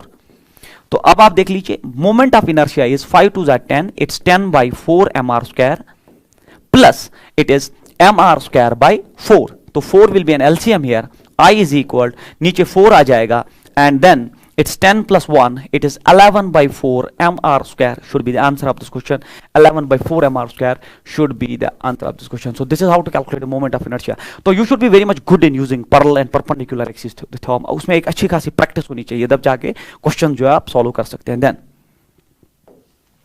उसके बाद ये है आपका, देखिए all 4 are solid spheres, तो solid spheres के लिए मैं आपको पढ़ा दूं, I am going to add a slide here। देखिए अगर आपके पास hollow sphere and solid sphere होता है, one is called as hollow sphere, one is called as hollow sphere and another is called as solid sphere। देखिए अगर आपके पास hollow sphere है तो hollow sphere आप मान सकते हैं फुटबॉल है आपके पास, which is hollow, it's a sphere, it's a 3-dimensional object, ठीक है, इसका वॉल्यूम होता है, फुटबॉल आप मान सकते हैं। एंड अगर आपका solid sphere लिया जाए तो solid sphere is your earth, है ना, it is solid throughout, earth is a solid sphere of radius r, mass m इसका भी है और मास m इसका भी है। तो सर मोमेंट ऑफ इनर्शिया कितना होगा, about an axis passing through it centre, about an axis passing through it centre is 2 by 3 mr square, 2 by 3 mr square, and for solid the moment of inertia is 2 by 5 mr square। So this is how to calculate the moment of inertia। So about an axis passing through the center, तो चूंकि ये 3 dimensional object है तो हम नहीं बोलेंगे perpendicular to the plane, हम नहीं बोलेंगे है ना परपेंडिकुलर या अलोंग द प्लेन, ऐसा नहीं है क्योंकि ये 3 डायमेंशनल ऑब्जेक्ट है। तो एनी एक्सिस विच passing through its centre, centre से कोई भी एक्सिस पास कर सकती है। जैसे मैं आपको थोड़ा सा फील दूं, देखिए ये सेंट्रल से एक्सिस, तो इस पे moment of inertia it is 2/3 mr²। Sir ये एक्सिस सेंटर से पास कर रही है 2/3 mr²। सर ये एक्सिस सेंटर से पास कर रही है 2/3 mr²। किसी भी एक्सिस जो सेंटर से पास कर रही है हॉलो स्फीयर में 2/3 mr²। फिर वो दूसरा क्वेश्चन पूछ सकता है अबाउट अ टेंजेंशियल एक्सिस, दूसरा क्वेश्चन यहां पूछ सकता है अबाउट अ टेंजेंशियल। तो टेंजेंशियल सेंटर के पैरेलल बनाइए। देखिए अगर आपने ये सेंट्रल एक्सिस लिया तो ये आपका टेंजेंशियल एक्सिस है। तो टेंजेंशियल एक्सिस पे मोमेंट ऑफ इनर्शिया जो होगा वो होगा सेंटर ऑफ मास से, दैट्स 2/3 mr², 2/3 mr² प्लस हो जाएगा पैरेलल एक्सिस थ्योरम का mr²। Very simple. So tangential axis पे हो जाएगा बराबर that is 3 then it's 5/3 mr² is the moment of inertia about tangential axis. अगर सर ये एक्सिस मैंने लिए सेंटर तो ये आपका टेंजेंशियल आ जाए, सर मैंने ये एक्सिस लिए तो ये आपका टेंजेंशियल आ जाएगा, सर मैंने जो है ये एक्सिस ली है सेंटर वाली तो ये आपका टेंजेंशियल आ जाएगा। तो इसमें दो ही केसेस बनते हैं, एक सेंटर वाली एक्सिस जो मैंने पिंक से बनाया है और दूसरा टेंजेंशियल एक्सिस, उसमें आप सीधे पैरेलल एक्सिस थ्योरम यूज करके निकाल सकते हैं। इसी तरह जो आपका ये दिस सॉलिड स्फीयर है तो any axis which passes through its centre moment of inertia is 2/5 mr²। Sir ये मेरी एक्सिस है तो इस पे ही मोमेंट ऑफ इनर्शिया 2/5 mr² है। सर मेरी ये एक्सिस है तो यही है सेंटर ऑफ मास से पास कर रहा है 2/5 mr²। फिर वो यहाँ पे पूछ सकता है टेंजेंशियल, जैसे इस केस में था। तो टेंजेंशियल चूंकि आपने सेंटर वाली ये एक्सिस मानी तो टेंजेंशियल ये है, तो पैरेलल एक्सिस थ्योरम से टेंजेंशियल मोमेंट ऑफ इनर्शिया होगा बराबर 2/5 mr² प्लस हो जाएगा बराबर mr²। तो टेंजेंशियल मोमेंट ऑफ इनर्शिया आ जाएगा दैट इज 7/5 mr²। खेल खत्म। So this is how to calculate moment of inertia. Sir हमारी ये सेंट्रल एक्सिस तो दिस इज टेंजेंट, हमारी ये सेंट्रल एक्सिस तो दिस इज टेंजेंट, हमारी ये सेंट्रल एक्सिस है तो दिस इज टेंजेंट। तो in case of solid and hollow sphere moment of inertia दो ही एक्सिस पे पूछ सकता है, about an axis passing through the centre and about an axis passing as a tangent, है ना, parallel to that of centre. Then you can use parallel axis theorem directly because parallel axis theorem is valid for 2 as well as 3 dimensional objects. Then one important thing is that, देखिए अगर आप देखेंगे 2/3 जो है ये ज्यादा है in comparison to 2/5, 2/5 से ज्यादा है। सर हॉलो का ज्यादा क्यों है? हॉलो का ज्यादा इसलिए क्योंकि सारा मास एक्सिस से दूर है, एक्सिस ऑफ रोटेशन से सारा मास दूर है, जितना मास दूर है उतना ज्यादा मोमेंट ऑफ इनर्शिया। सॉलिड में कुछ मास एक्सिस के नजदीक है इसलिए मोमेंट ऑफ इनर्शिया कम है। मैं आपको थ्योरेटिकल पॉइंट बार बार याद दिला रहा हूं that moment of inertia not only depends on mass but also it is distribution. अगर मास दूर है तो मोमेंट ऑफ इनर्शिया ज्यादा है, जैसे इस केस में मास दूर है तो मोमेंट ऑफ इनर्शिया ज्यादा है और इस केस में कुछ मास नजदीक है तो मोमेंट ऑफ इनर्शिया कम है। अब हम अपने क्वेश्चन पे आते हैं। जैसे ऑल 4 आर सॉलिड स्फीयर्स, तो इसमें चारों जो है सॉलिड स्फीयर्स है। तो this a solid sphere here, this a solid sphere here, this a solid sphere here and this is a solid sphere here. We have to calculate, all are having same masses and radius and these distances are given, that's a and a. We have to calculate moment of inertia about axis AB. So moment of inertia about axis AB जो होगा यहाँ पे देख लीजिए। देखिए this axis is passing through the center of mass of the solid sphere. तो solid sphere का moment of inertia centre से होता है 2/5 mr²। जैसे ये 2/5 mr² इसके लिए हो गया तो इसके लिए भी तो वही है, तो मैं लिखूंगा मल्टीप्लाइड बाई 2 प्लस हो गया इन दो का। अब इस एक्सिस के रेस्पेक्ट में इन दो का moment of inertia you have to calculate, you have to calculate the moment of inertia, you have to calculate the moment of inertia of these two solid spheres about this axis of rotation। इस axis of rotation के respect में इन दो solid spheres का आपको moment of inertia निकालना है। तो आपको मैंने बोला कि जैसे इस axis के रेस्पेक्ट में इस solid sphere का moment of inertia निकालना है तो आपको देखना है कि कहीं इसमें कोई axis सेंटर ऑफ मास से मत पास हो रही है, तो हो रही है ना, एक axis तो पास हो रही है सेंटर ऑफ मास से, तो वो ये axis है, येलो कलर से मैं दिखा रहा हूं। तो जैसे ये पास हो रही है और सेंटर से जब पास होती है तो वो होता है 2/5 mr², 2/5 mr² प्लस mr², क्योंकि 2/5 mr² आप इस एक्सिस के रेस्पेक्ट में निकाल रहे हैं। तो आपको पहले देखना है कि यहाँ सेंटर ऑफ मास में मत कोई एक्सिस है, जैसे मैंने रॉड में पीछे पढ़ा दिया था, तो है एक एक्सिस सेंटर में, सेंटर ऑफ मास से पास हो रही है सॉलिड स्फीयर में, दैट्स 2/5 mr² आ गया। 2/5 mr², mass is m and radius r multiplied by mr²। तो m is mass and distance from this axis is a। तो मैं लिखूंगा यहाँ पे, मैं लिखूंगा 2/5 इस सॉलिड स्फीयर के लिए mr² सेंटर से पास हो रही है प्लस हो जाएगा ma² क्योंकि मास m है मल्टीप्लाइड बाई a²। तो ये जो इसके लिए ट्रू है इसके लिए वो इसके लिए भी ट्रू है, तो यहां हो जाएगा, यहां पे हो जाएगा मल्टीप्लाइड बाई 2, यहां पे हो जाएगा मल्टीप्लाइड बाई 2। अब आप इसको सॉल्व करिए। Moment of inertia about AB is equal, ये हो गया 2 to the 4/5 mr² प्लस हो गया बराबर, देखिए 2 इसके साथ, it is 4/5 mr² plus twice of ma²। देखिए ये दो तो डायरेक्टली ऐड हो जाएंगे, ठीक है, ये तो डायरेक्टली ऐड हो जाएंगे, तो IA भी आपका आ जाएगा बराबर 4 + 4 it's 8/5, 5 is LCM here, 8/5 mr² plus twice of ma². So 8/5 mr² plus twice of ma² should be the answer. 8/5 mr² plus twice of ma². So this is how you have to use Pearl-Axis theorem to solve questions like this. Then our question number next is that is radius of gyration. ये एक important topic है जो मैंने इसमें add किया है। Radius of gyration जो है, radius of gyration is defined about the axis of rotation, ठीक है। अगर आप एक बॉडी का रेडियस ऑफ गायरेशन डिस्कस करना चाहते हैं तो that is always discuss with respect to the axis of rotation. ये एक्सिस ऑफ रोटेशन के रेस्पेक्ट में डिस्कस किया जाता है। तो मैंने लिखा है रेडियस ऑफ गायरेशन के से हम डिनोट करते हैं, it is defined about the axis of rotation. और फिर अगर ये एक्सिस ऑफ रोटेशन के रेस्पेक्ट में होता है तो इसका जो फॉर्मूला होता है that's moment of inertia also I is equal to mk², mk², where m is the total mass of the body, है ना, total mass of the body. m जो है बॉडी का टोटल मास होता है and k is called as radius of gyration. k को हम radius of gyration कहते हैं। So it is always discussed with respect to the axis of rotation and numerically moment of inertia is also equal to mk², where m is the total mass of the body. तो अगर आप इस पूरी body का मास जो है assume करेंगे as a point mass, तो उसको पॉइंट मास बना के आप एक डिस्टेंस पे रखेंगे जिसको हम गायरेटेड डिस्टेंस कहते हैं, जिसको आप रेडियस ऑफ गायरेशन कहते हैं, k से डिनोट करते हैं, तब मोमेंट ऑफ इनर्शिया होता है m multiplied by k², where m is the total mass of the body multiplied by k², k is radius of gyration. So this is another formula for moment of inertia in terms of radius of gyration, that it's m into k²। वही मैंने लिखा defined about the axis of rotation and I is equal to mk², where m is the total mass and k is called as radius of gyration. अब जो यहाँ पे एक important चीज ये है कि मैं यहाँ पे एक नया स्लाइड ऐड करता हूँ so that it will be visible to you people. देखिए इसमें जो बहुत इंपॉर्टेंट ये है कि अगर आप रिंग लेते हैं, अगर आप एक रिंग लेते हैं, so this is your ring and you know that the moment of inertia about an axis passing through its centre perpendicular plane, आपको पता है वो होता है बराबर I होता है बराबर mr² फॉर अ रिंग। मगर साइमल्टेनियसली I जो है वो mk² भी है, क्योंकि मैंने अभी आपको पढ़ा, तो फॉर रिंग तो मैं लिख सकता हूं mk², mk² जो आपका है वो mr² के बराबर होना चाहिए। तो देन m कैंसिल हो जाएगा, तो जो रेशो है, जो आपका रेशो है, तो हम लेते हैं यहाँ पे इट इज k²/r², है ना, k²/r² ही निकालते हैं। तो अगर आप रेशो देखेंगे it is k²/r², it is equal to 1। तो remember for ring the ratio of k²/r² is 1। Sir इसका क्या इंपॉर्टेंस है? इसका इंपॉर्टेंस ये है कि आप न्यूमेरिकल्स में टाइम बचा सकते हैं। k²/r² अगर आपको पता है, मैं आपको रोलिंग में दिखाऊंगा क्वेश्चन जिसमें हम डायरेक्टली यूज करते हैं k²/r² for a ring is 1। अगर आपका डिस्क इन्वॉल्व है, अब आप मुझे जल्दी से बोलिए, इट इज डिस्क हियर, तो डिस्क का क्या है moment of inertia, I is equal to पहले mk² है फॉर्मूला, तो I जो है डिस्क का होता है mr²/2, है ना, about an axis passing through its centre perpendicular, it is mk², तो mm कैंसिल हो जाएगा, for disc it will be k²/r² is equal to 1/2। तो डिस्क का होता है ये।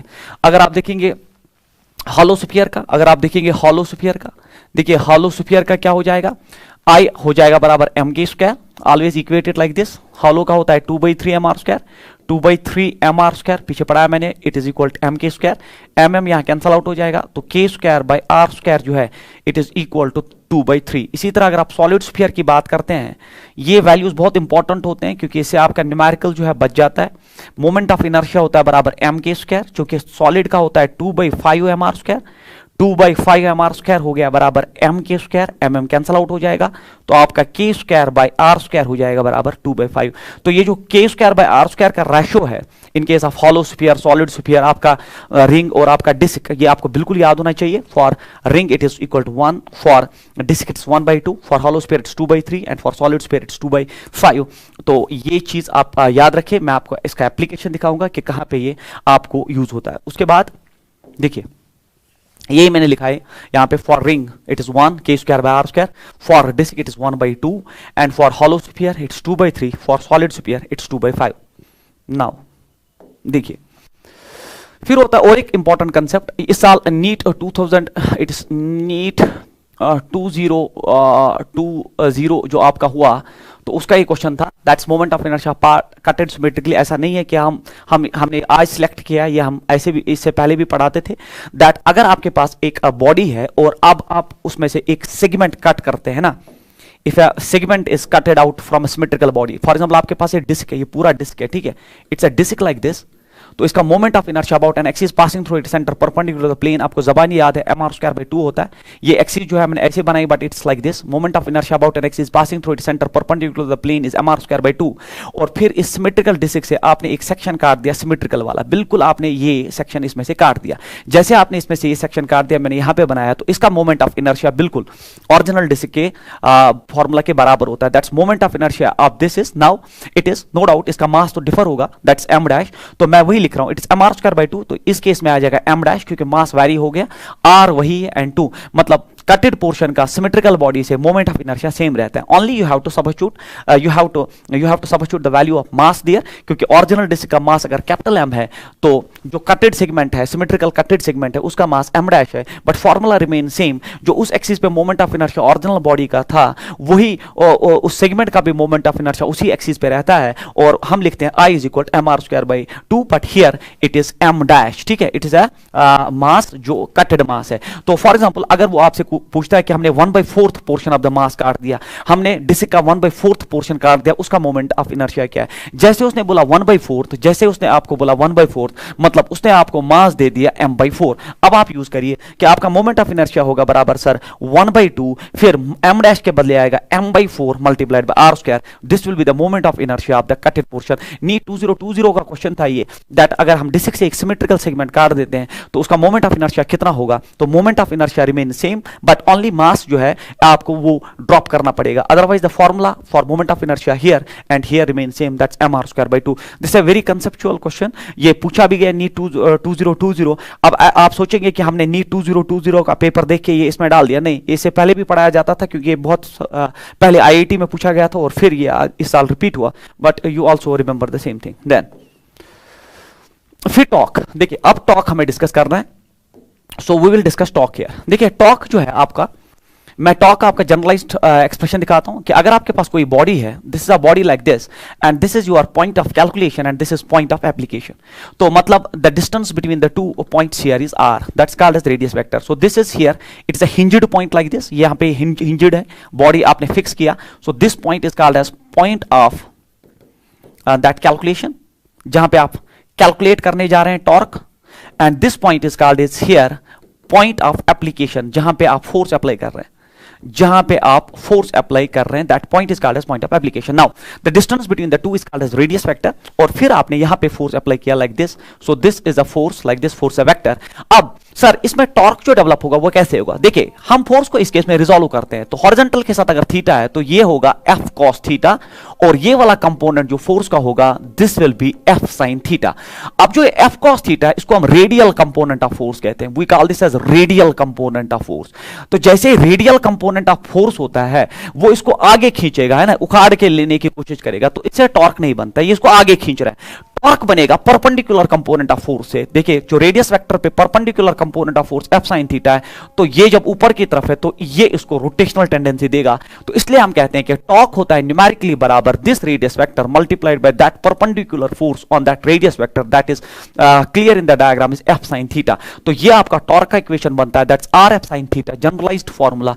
और सिंस इन वेक्टर फिजिक्स आपको पता है कि ab sin थीटा जो होता है that is a cross b, vectors में आपने पढ़ा होता है the cross product is ab sin theta, क्योंकि ये दोनों वेक्टर आर बी और एफ बी, तो हम लिख सकते हैं torque is a vector and is equal to A cross B के हिसाब से ये आ जाएगा R cross F, so this becomes the vector notation of torque in physics, the torque is defined as R cross F. तो ये आप याद रखिए, टॉर्क फिजिक्स में डिफाइन होता है आर क्रॉस एफ।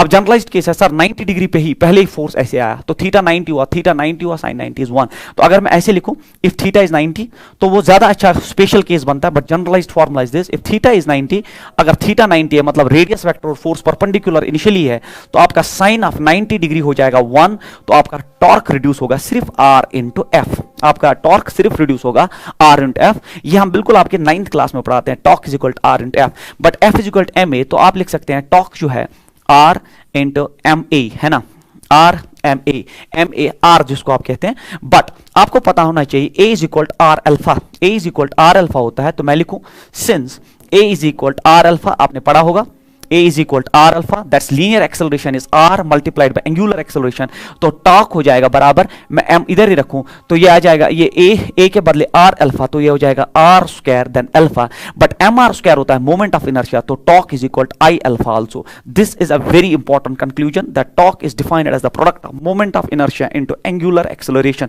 तो ये चीज है टॉर्क का, ये फॉर्मूला आपने पढ़ा होता है बच्चों 11th क्लास में भी, और ये portion torque is equal to R F आपके 9th क्लास का, जब आप फोर्स परपेंडिकुलर मानते हो to the radius vector R F, तो फिर मैंने एफ में ड्रॉप कर दिया एम ए, फिर एम ए के बदले ए के बदले मैंने आर इंटू अल्फा, आपने कहां से लाया, that's linear acceleration is R into angular acceleration. This a very important relation जो कनेक्ट करती है लीनियर एक्सेलरेशन और एंगुलर एक्सेलरेशन को, और आपको याद होना चाहिए. तो ए मैंने यहां ड्रॉप कर दिया आर अल्फा, क्योंकि आर यहां पहले एक था, R square alpha, M are square होता है मोमेंट ऑफ इनर्शिया, तो ये बना I alpha.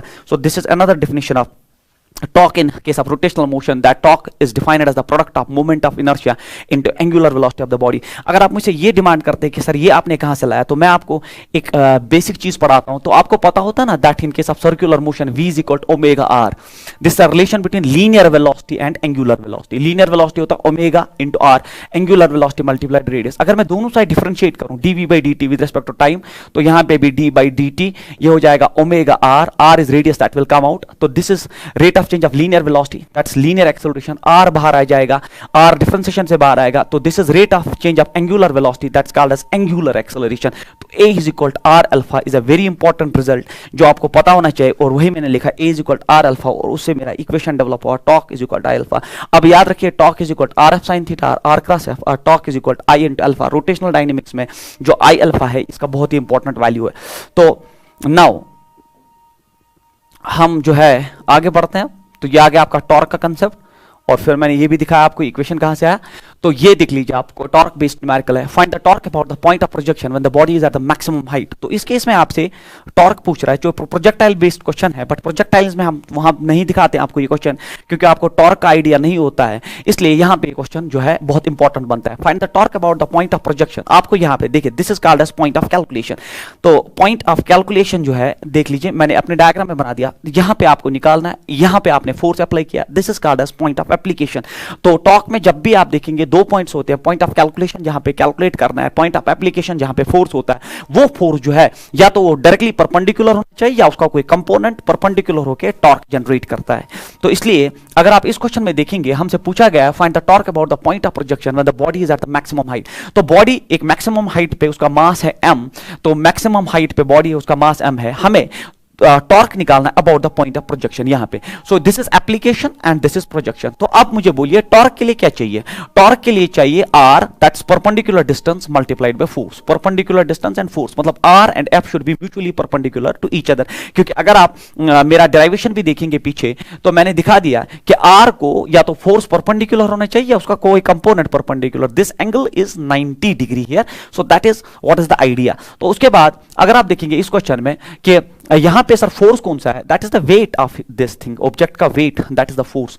So this is the force, ये है point of that application and you have to calculate here. तो आपका ये परपेंडिकुलर डिस्टेंस बनता है, और मुझे दिख रहा है कि जो परपेंडिकुलर डिस्टेंस है वो रेंज का आधा है. So it is r/2, because you know that in case of projectiles this much of distance is called as range. इसको हम रेंज कहते हैं, तो वो रेंज का आधा है. तो टॉर्क बना बराबर, देखिए r जो है आपका रेंज का आधा है मल्टीप्लाइड बाय f.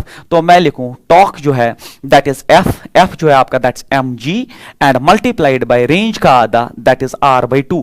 अब टॉर्क हो जाएगा बराबर mg/2, रेंज होता है बराबर u square sine 2 theta, sorry it is sign 2 theta divided by g, और ये 2 तो पहले ही वहां है. तो मुझे आप बोलिए, तो यहां पे आप देख लीजिए आप क्या क्या कैंसिल आउट होता है, g कैंसिल आउट हो जाएगा. तो टॉर्क बनेगा बराबर, टॉर्क बनेगा आपका it is mu square by 4, then it is sine of 2 theta should be the answer. mu square by 4, तो mg/2 मैंने कैसा कर लिया, तो ये तो गलत है, हाँ 2 है ही नहीं, mg बिल्कुल, r हो गया u square sine 2 theta by g, और 2 2 यहां आ जाएगा, तो mu square by 2 sin 2 theta is the answer of this question, mu square by 2 sin 2 theta, first option. तो आप देख लीजिए, अगर आपको पता है कि टॉर्क में 2 पॉइंट्स होते हैं, point of calculation and point of application, so this is the force and it should have a perpendicular distance from here, so that is range का आधा r/2 मल्टीप्लाई करके आप टॉर्क निकाल सकते हैं। उसके बाद ये जो है और एक क्वेश्चन टॉर्क बेस्ड है, बहुत इंपॉर्टेंट क्वेश्चन है, ठीक है। मैं आपको करके दिखाता हूं कैसे करना है। इसमें क्या निकालना है, फाइंड टॉर्क अबाउट ओ, तो मतलब सेंटर पे यहां पे आपको टॉर्क निकालना है। देख लीजिए, ये एक रॉड लाइक स्ट्रक्चर है, तो सेंटर से इस पॉइंट का डिस्टेंस 2r है, सेंटर से इस पॉइंट का डिस्टेंस जो है दैट्स 2r, सेंटर से इस पॉइंट तक डिस्टेंस जो है वो r है, so this is r here, it is given, and centre से इस पॉइंट तक r है। तो डिफरेंट फोर्सेज एक्ट कर रहे हैं, जैसे F1 F है, ऊपर परपेंडिकुलर है, F2 जो है 5F है, ऐसे एक्ट कर रहा है, F3 जो है परपेंडिकुलरली एक्ट कर रहा है रॉड को, 3F वैल्यू है, और F4 जो है वो एट एन एंगल एक्ट कर रहा है। हमें निकालना है इसमें टॉर्क अबाउट O, मतलब सेंटर पे टॉर्क। तो जैसे आपसे वो टॉर्क पूछ रहा है, तो हम इस क्वेश्चन में देखते हैं कि क्लॉकवाइज टॉर्क कितने और एंटी क्लॉकवाइज टॉर्क कितने हैं, और क्लॉकवाइज और एंटी क्लॉकवाइज को फिर सीधे सब्ट्रैक्शन पे लेके नेट टॉर्क कैलकुलेट कर सकते हैं। देख लीजिए, जैसे अगर आप देखेंगे ये जो फोर्स है ये ऊपर की तरफ खींच रहा है, सो दिस इज, ये ऊपर की तरफ है and this the perpendicular distance, ये डायरेक्टली टॉर्क डेवलप करेगा ऊपर की तरफ। तो ऊपर की तरफ मतलब ऐसे खींचेगा ना, ऐसे, तो ये डायरेक्शन अगर ये नीचे की तरफ लाता दैट्स क्लॉकवाइज, क्योंकि ऐसे खींच रहा है दैट्स एंटी क्लॉकवाइज। आर और परपेंडिकुलर फोर्स की डायरेक्शन में जाइए, सो this will provide an anti clockwise torque, ये एंटी क्लॉकवाइज टॉर्क। इसी तरह बच्चों ये भी जो है एंटी क्लॉकवाइज, क्योंकि इसके 2 कंपोनेंट्स आ जाएंगे, तो ये भी एंटी क्लॉकवाइज टॉर्क प्रोवाइड करेगा। सो this is an anti clockwise torque. अगर आप देखेंगे ये फोर्स जो है F3 आप ऐसे खींच रहे हैं ना, F3 ऐसे खींच रहे हैं, तो ये आपका जो है ये आपका क्लॉकवाइज टॉर्क प्रोवाइड करेगा। तो क्लॉकवाइज, तो इसका भी ये जो कंपोनेंट है परपेंडिकुलर वो ऐसे खींच रहा है, तो ये भी आपका क्लॉकवाइज टॉर्क प्रोवाइड करेगा। हम चारों निकालेंगे, पहले 2 एंटी क्लॉकवाइज टॉर्क उनको ऐड करेंगे, फिर 2 क्लॉकवाइज टॉर्क उनको ऐड करेंगे, and then finally we will go for subtraction to calculate the net torque. अब मगर इस क्वेश्चन में एक प्रॉब्लम ये है कि ये तो परपेंडिकुलर फोर्स है तो डायरेक्टली है, तो r cross f r into f आ जाएगा, मगर यहां पे जो फोर्स है दैट्स एट एन एंगल, तो इसको रिजॉल्व करना पड़ेगा। तो यहां से आ जाएगा बच्चों, it is 5f into sine of, it is cos of 37 है ना, कॉस ऑफ 37 होता है 4/5, तो 5 कैंसिल होगा, तो यहां से आ जाएगा 4f, it's a radial force. तो रेडियल फोर्स किसी काम का नहीं होता है, जैसा मैंने आपको पीछे पढ़ा है, तो radial force it's not used at all. तो इसका परपेंडिकुलर कंपोनेंट है वो ये है, तो परपेंडिकुलर कंपोनेंट इज यूज्ड क्योंकि ये परपेंडिकुलर डिस्टेंस है और ये फोर्स है।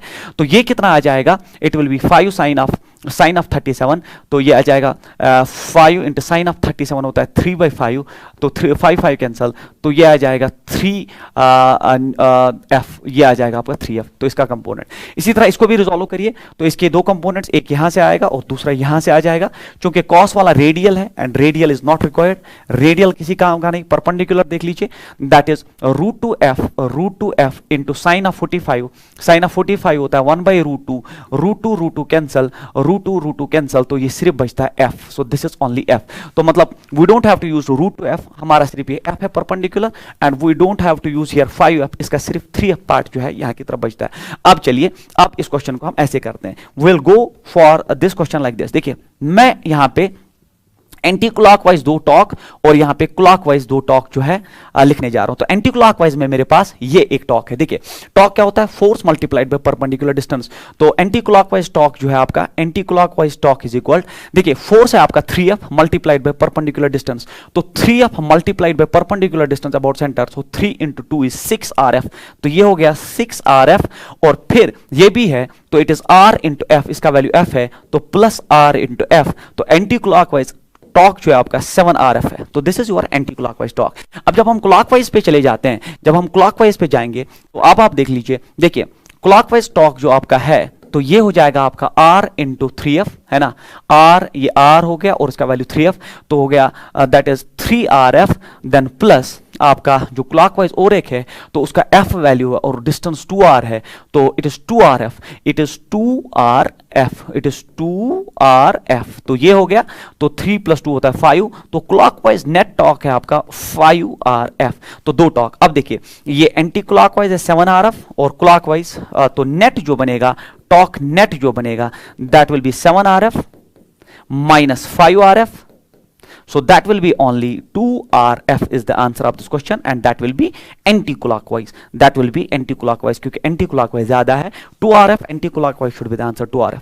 तो this is how to go for this. Radial forces हमेशा आप कैंसिल आउट करिए, सिर्फ perpendicular force multiplied by the distance, perpendicular force multiplied by the distance. फिर आप देखिए इसका जो टेंडेंसी होगा ऊपर उठाने का होगा, इसका भी, तो ये एंटी क्लॉकवाइज डायरेक्शन में इसको लेगा, और इसका देख लीजिए आप, ये ऐसे लेगा, तो that will having a clockwise effect, and that is how to calculate the torque in this question. Then question like this, rotational equilibrium. तो रोटेशनल इक्विलिब्रियम तब एस्टैब्लिश होता है जब क्लॉकवाइज टॉर्क जो है एंटी क्लॉकवाइज टॉर्क के बराबर आता है, मतलब torque clockwise is equal torque anti-clockwise, then the condition of rotational equilibrium is satisfied. We call this as rotational equilibrium.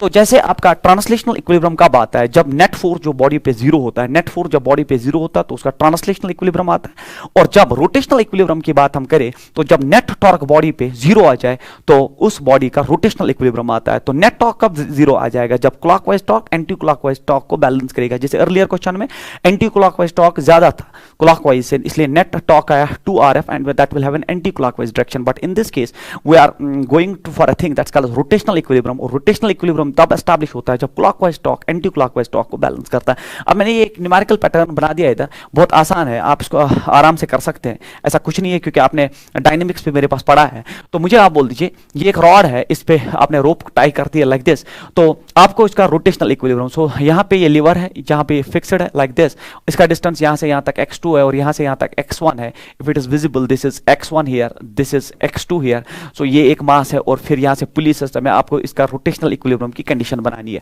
तो मुझे आप बोलिए, देखिए वेट डाउनवर्ड्स है, वेट डाउनवर्ड्स है, दैट विल बी m3g, क्योंकि this mass is provided in the diagram, that's m3, तो इसका वेट डाउनवर्ड्स, तो वेट डाउनवर्ड्स है, तो जो फोर्स है downwards that's m3g, and there is a perpendicular distance, तो this will be a clockwise torque, है ना, this will be a clockwise torque. अब इसको देख लीजिए आप, यहां से भी फोर्स है, वो हम निकाल देंगे, यहां से भी फोर्स है, तो जो फोर्स है वो यहां से ऐसे, एंड दिस परपेंडिकुलर, तो this will have an anti clockwise tendency, so this will have a clockwise tendency, ये जो है आपका दिस इज क्लॉकवाइज टेंडेंसी, और इसकी वजह से यहां से आपका एंटी क्लॉकवाइज टेंडेंसी है ना, क्लॉकवाइज होता है ना ऐसे, और एंटी क्लॉकवाइज ऐसे, तो अगर ये एक दूसरे को बैलेंस करते हैं तो यहाँ पे रोटेशनल इक्विलिब्रियम वाली कंडीशन जो है वो सेटिस्फाई हो जाएगी। देख लीजिए, इसलिए मैंने क्या किया है, जो क्लॉकवाइज टेंडेंसी है, क्लॉकवाइज टेंडेंसी में आप देख लीजिए फोर्स इन्वॉल्वड है m3g, और जो डिस्टेंस है perpendicular distance that is x2 should be equal torque anti clockwise. अब एंटी क्लॉकवाइज में फोर्स कैसे निकालोगे, देखो इधर आपको पता ना, पुलिस सिस्टम ये जनरलाइज्ड सिस्टम है, मैंने पीछे पढ़ा दिया आपको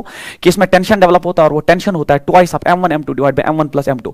अब ये दो टेंशन मिलके इस रोप में डेवलप करेंगे 2t, अब away from the point of contact 2t, और नीचे भी 2t, मतलब यहाँ पे नेट फोर्स जो डाउनवर्ड्स है दैट इज 2t, तो 2t डाउनवर्ड्स नेट फोर्स है, 2t डाउनवर्ड्स नेट फोर्स है, तो वो 2t जो है वो 2 into t multiplied by 2t multiplied by x1 is the condition for rotational equilibrium here। मतलब क्लॉकवाइज टॉर्क जो है एंटी क्लॉकवाइज टॉर्क को अगर बैलेंस करे तो रोटेशनल इक्विलिब्रियम। अब टेंशन इस केस में हम सबको पता होता है, मैं लिखूं it is m3g x2 is equal twice tension for a system like this. ये हम 11th में डिटेल्ड पढ़ाते, और परसों डायनेमिक्स में मैंने ये पढ़ा दिया आपको, ये हमें जबानी याद होता है बिफोर दिस, है ना, हमें एंट्रेंस में जाना ही नहीं चाहिए अगर हमें इस सिस्टम का मोमेंट ऑफ ये टेंशन पता नहीं हो, तो that is twice of m1 m2 divided by m1 plus m2 multiplied by g and then it's x1, so this is the condition। यहां से आप फिर वेरिएबल्स को कैलकुलेट कर सकते हो। देखिए मैंने लिखा है that m3g into x2 is equal to twice of tension is 2m1 m2 divided by m1 plus m2 into g multiplied by x1। this is the condition for rotational equilibrium, that clockwise torque should balance anti-clockwise torque, that becomes the condition for equilibrium in case of rotation। then देखिए अब ये question है, find angular acceleration alpha when rod is released and from open and, very important question. तो ये आप angular acceleration based question है, it's a question based on angular acceleration, और हमसे पूछा गया है कि हमने जब इस रॉड को यहां रिलीज कर दिया ओपन एंड पे, जैसे इसको रिलीज कर दिया तो ये नीचे गिरेगा, तो इसका एंगुलर एक्सेलरेशन आपको निकालना है ना। जैसे ये फिक्स्ड है यहाँ पे, आपने हाथ से पकड़ के रखा है, जैसे आपने छोड़ दिया तो रॉड नीचे आएगा, तो जब रॉड नीचे आएगा और रोटेट करेगा अबाउट दिस एक्सिस, तो इसका जो एंगुलर एक्सेलरेशन है वो किसके बराबर है। देख लीजिए मैंने आपको भी पीछे जो है इसमें आप देख लीजिए कि इसका वेट जो है मैं यहाँ पे बनाता हूँ, और टॉर्क मैंने पीछे पढ़ा दिया है, तो इसका जो वेट है दैट्स डाउनवर्ड्स, दैट्स mg, और ये हो गया आप इसका weight, and this is the perpendicular distance, और वो लेंथ का आधा है दैट्स l/2। तो ये mg नीचे की तरफ और perpendicular distance, this will create torque in this, और वो टॉर्क जो है वो क्लॉकवाइज टॉर्क होगा, यहां नीचे की तरफ इसको घुमाएगा, ठीक है। तो वो टॉर्क जो है, वो जो टॉर्क है वो आ गया बराबर mgl/2। बट मैंने अभी पीछे आपको पढ़ाया कि टॉर्क साइमल्टेनियसली होता है बराबर आई अल्फा, मैंने पीछे भी आपको पढ़ाया टॉर्क आई अल्फा के बराबर भी होता है। तो मैं लिख सकता हूं यहां पे mgl/2 is equal to I alpha. अब रॉड का moment of inertia about an axis passing through its end, है ना, passing through its end is ml²/3, हमने पीछे डिस्कस किया। तो मैं लिख सकता हूं mgl/2 is equal to I, it is ml²/3 multiplied by alpha. So I is the moment of inertia of a rod about an axis passing through its end perpendicular. So mm यहां पे cancel out हो जाएगा, ll एक उड़ जाएगा यहां से, तो सिर्फ अल्फा जो है यहां से, तो वो आ जाएगा 3g/2l should be the angular acceleration of this rod. So angular acceleration should be 3g/2l, option number first. Very simple, आपने पहले टॉर्क निकाल दिया, दैट इज सेंटर ऑफ मास से हम वेट जो है, क्योंकि हम मानते हैं कि इस डिस्ट्रीब्यूटेड सिस्टम का, यूनिफॉर्म डिस्ट्रीब्यूटेड सिस्टम का सेंटर ऑफ मास सेंटर में होगा, तो उसका वेट डाउनवर्ड्स है और ये परपेंडिकुलर डिस्टेंस है, that will create torque here, and torque simultaneously I alpha के बराबर होता है। मैंने पीछे प्रूव करके दिया आपको, एंड अगर प्रूव नहीं भी किया होता तब भी पता होना चाहिए, रोटेशनल डायनेमिक्स में टॉर्क इज आई अल्फा, तो I am equating the two, and then moment of inertia of a rod about an axis passing through its end, that what we have discussed earlier is ml²/3, substituting the values and getting the value of alpha here. Then देखिए, अब ये जो question है, बिल्कुल, अब इसमें एक चीज है, पहले मैं आपको वो पढ़ा दूं सो दैट आपको समझ आ जाए। देखिए, जैसे ट्रांसलेटरी मोशन में, करें जिसमें बॉडी होली एक जगह से दूसरी जगह मूव करती है, या अगर एक बॉडी के साथ आप एक्सिस अटैच करते हैं तो वो बिल्कुल पैरेलल चलती है। जैसे आपने मेरे साथ एक एक्सिस अटैच की और मैं फुली एक जगह से दूसरी जगह पे मूव किया, तो एक्सिस पैरेलल जा रही है, all the points, all the particles are travelling the same distance, same time, same velocity. This type of motion is called as translatory motion, और ट्रांसलेटरी मोशन में काइनेटिक एनर्जी होता है half of mv², ठीक है। जबकि जब rotational motion में आप जब आते हैं, then body is rotating about an axis and that axis is fixed. तो जब आप रोटेशनल मोशन में आते हैं तो उसमें बॉडी में अगर आप एक्सिस अटैच करेंगे तो बॉडी उसी एक्सिस के इर्द गिर्द रोटेट करता है, तो काइनेटिक एनर्जी रोटेशनल जो होता है वो होता है 1/2 मोमेंट ऑफ मास के बदले मोमेंट ऑफ इनर्शिया। मैंने स्टार्ट ही किया दैट रोटेशनल मोशन में मोमेंट ऑफ इनर्शिया होता है, तो ट्रांसलेशनल मोशन में आई होता है। आपको पता है, यहां पे लीनियर वेलोसिटी होती है, यहां पे एंगुलर वेलोसिटी होती है।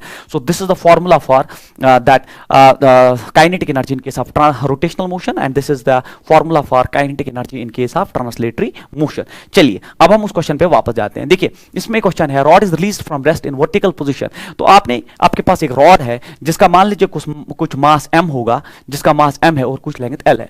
आपने इसको रिलीज किया from vertical position about one and, ये एंड पे मतलब ग्राउंड पे खड़ा है, और आपने इसको छोड़ दिया on ground. If there is no slipping, यहां पे कोई स्लिपिंग नहीं होती है, find out the angular velocity. तो ये जब यहां गिरा विदाउट स्लिपिंग, पीछे नहीं गया, सीधे ऐसे गिरा, that if there is no slipping find out the angular velocity with which rod strikes the ground. Important question है, तो आपको बोलना किस एंगुलर वेलोसिटी से रॉड जो है ग्राउंड को स्ट्राइक करेगा।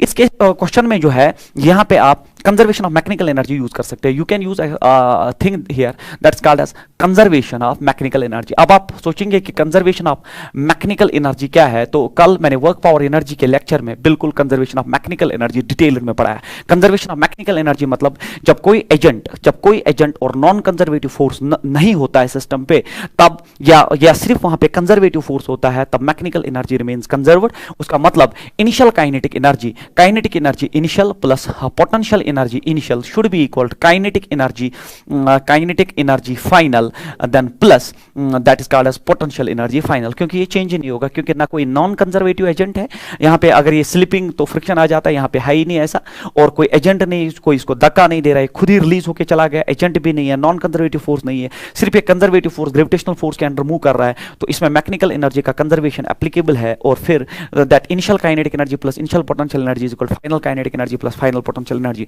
आप मुझे बोलिए, इनिशियली रॉड जो है काइनेटिक एनर्जी जो है इसका, चूंकि रेस्ट पे initially kinetic energy zero, initially potential energy क्या है? देखिए, पोटेंशियल एनर्जी होता है mgh, m is the mass, g and height हमेशा हम सेंटर ऑफ मास की लेते हैं। Remember this thing, this a very important thing here, कि आप जब भी हाइट लेते हैं ना, हाइट हमेशा ग्राउंड से, अगर ये आपका रेफरेंस है तो ग्राउंड से, this is your reference here, what we call as ground, तो ग्राउंड से हमेशा रॉड का टोटल लेंथ नहीं लिया जाता है, सेंटर ऑफ मास की लेंथ ली जाती है, एंड सेंटर ऑफ मास की जो हाइट है ग्राउंड से दैट l/2। तो मैं लिखूंगा m, सारा मास वहीं पे कंसंट्रेटेड है, एंड फिर g acceleration due to gravity, and height of the centre of mass is only l/2।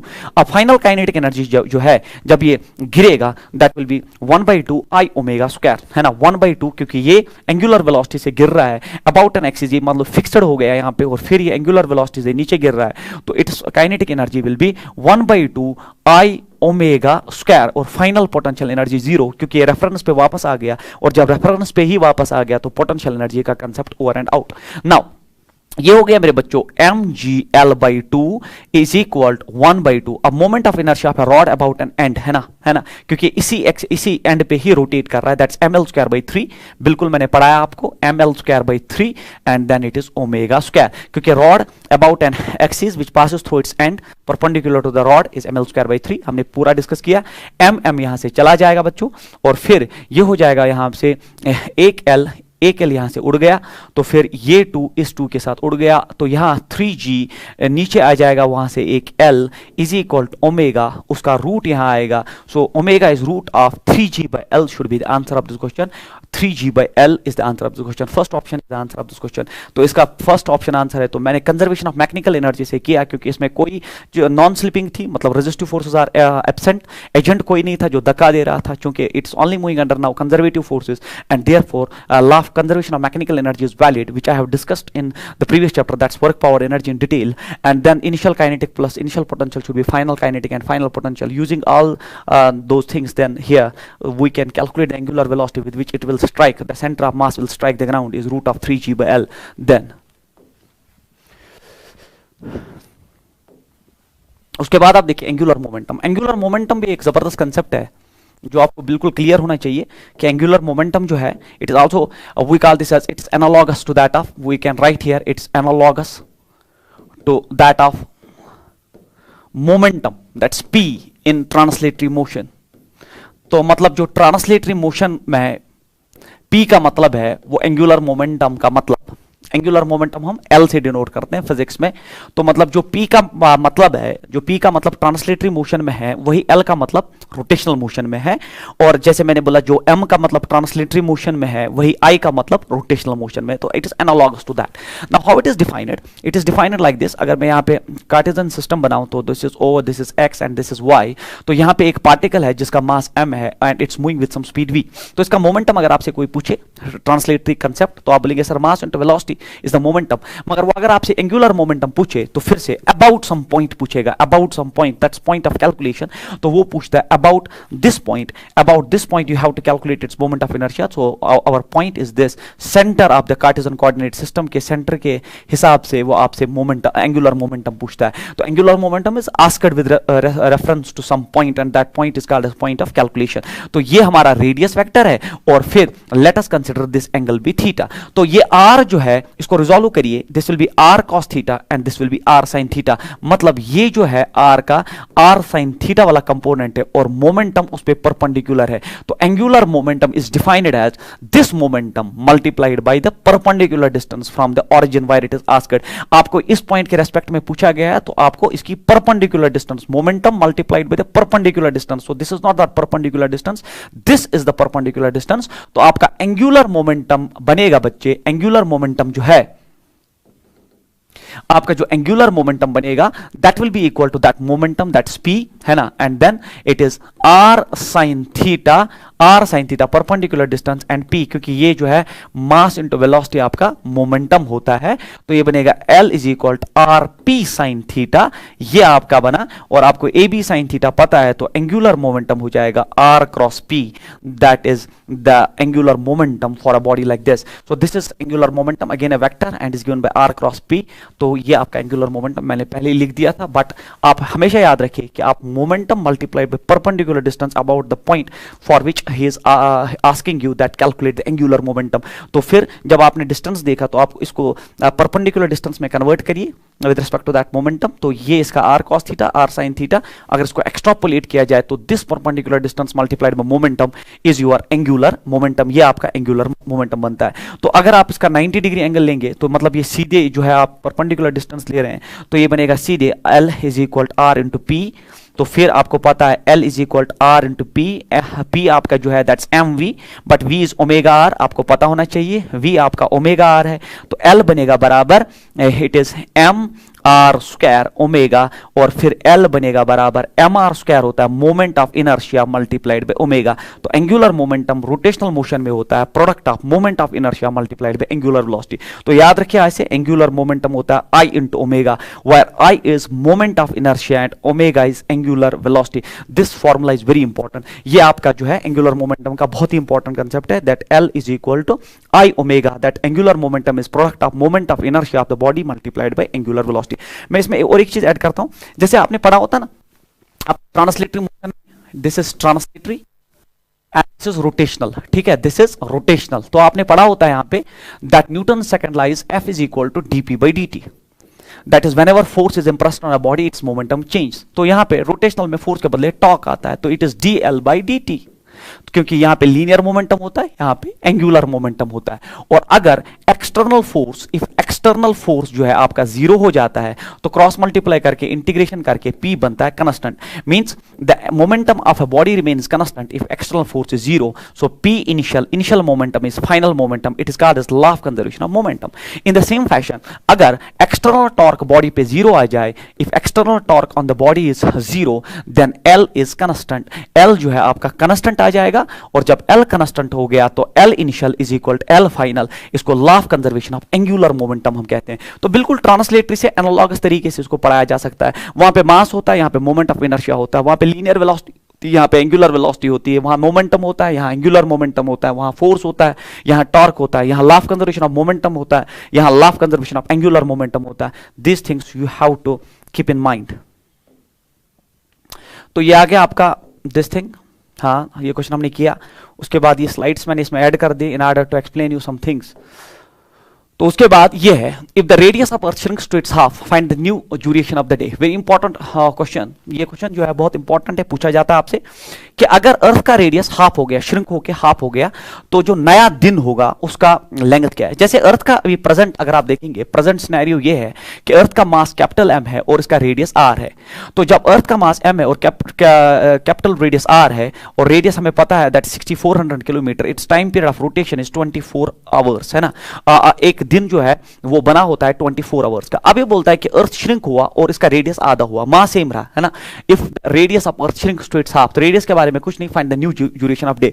अगर अर्थ श्रिंक होके मतलब अर्थ ने अपने आप को श्रिंक कर दिया, जब श्रिंक कर दिया तो रेडियस जो है वो हाफ हो गया, मतलब R/2, मास सेम रहा। तो ये पूछ रहा है इस केस में जो टाइम पीरियड होगा वो कितना होगा, नया दिन जो है वो कितना होगा। सर इस क्वेश्चन को कैसे करें, देखिए चूंकि अर्थ ने अपने आप को श्रिंक किया, there is no external torque, when there is no external torque law of conservation of angular momentum is valid. In case of planetary motion generalised concept याद रखिए, एक्सटर्नल टॉर्क होता नहीं है तो एंगुलर मोमेंटम कांस्टेंट रहता है, क्योंकि अर्थ ने अपने आप को खुद ही श्रिंक किया, किसी ने बाहर से टॉर्क या फोर्स देके ऐसा नहीं किया।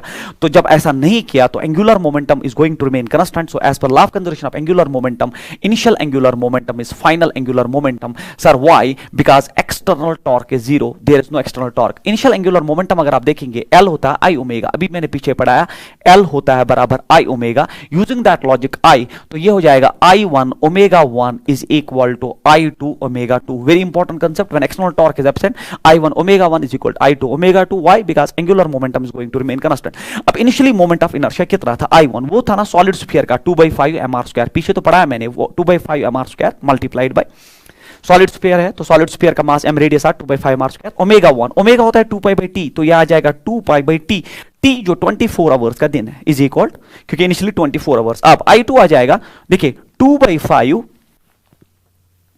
देखिए it is L is equal I omega, याद रखिए। देखिए 2/5, m को कुछ नहीं हुआ, रेडियस हो गया R/2 का स्क्वायर, है ना, 2/5 mr², और ओमेगा डैश जो है अब ओमेगा 2 जो है वो बनेगा बराबर 2π/t।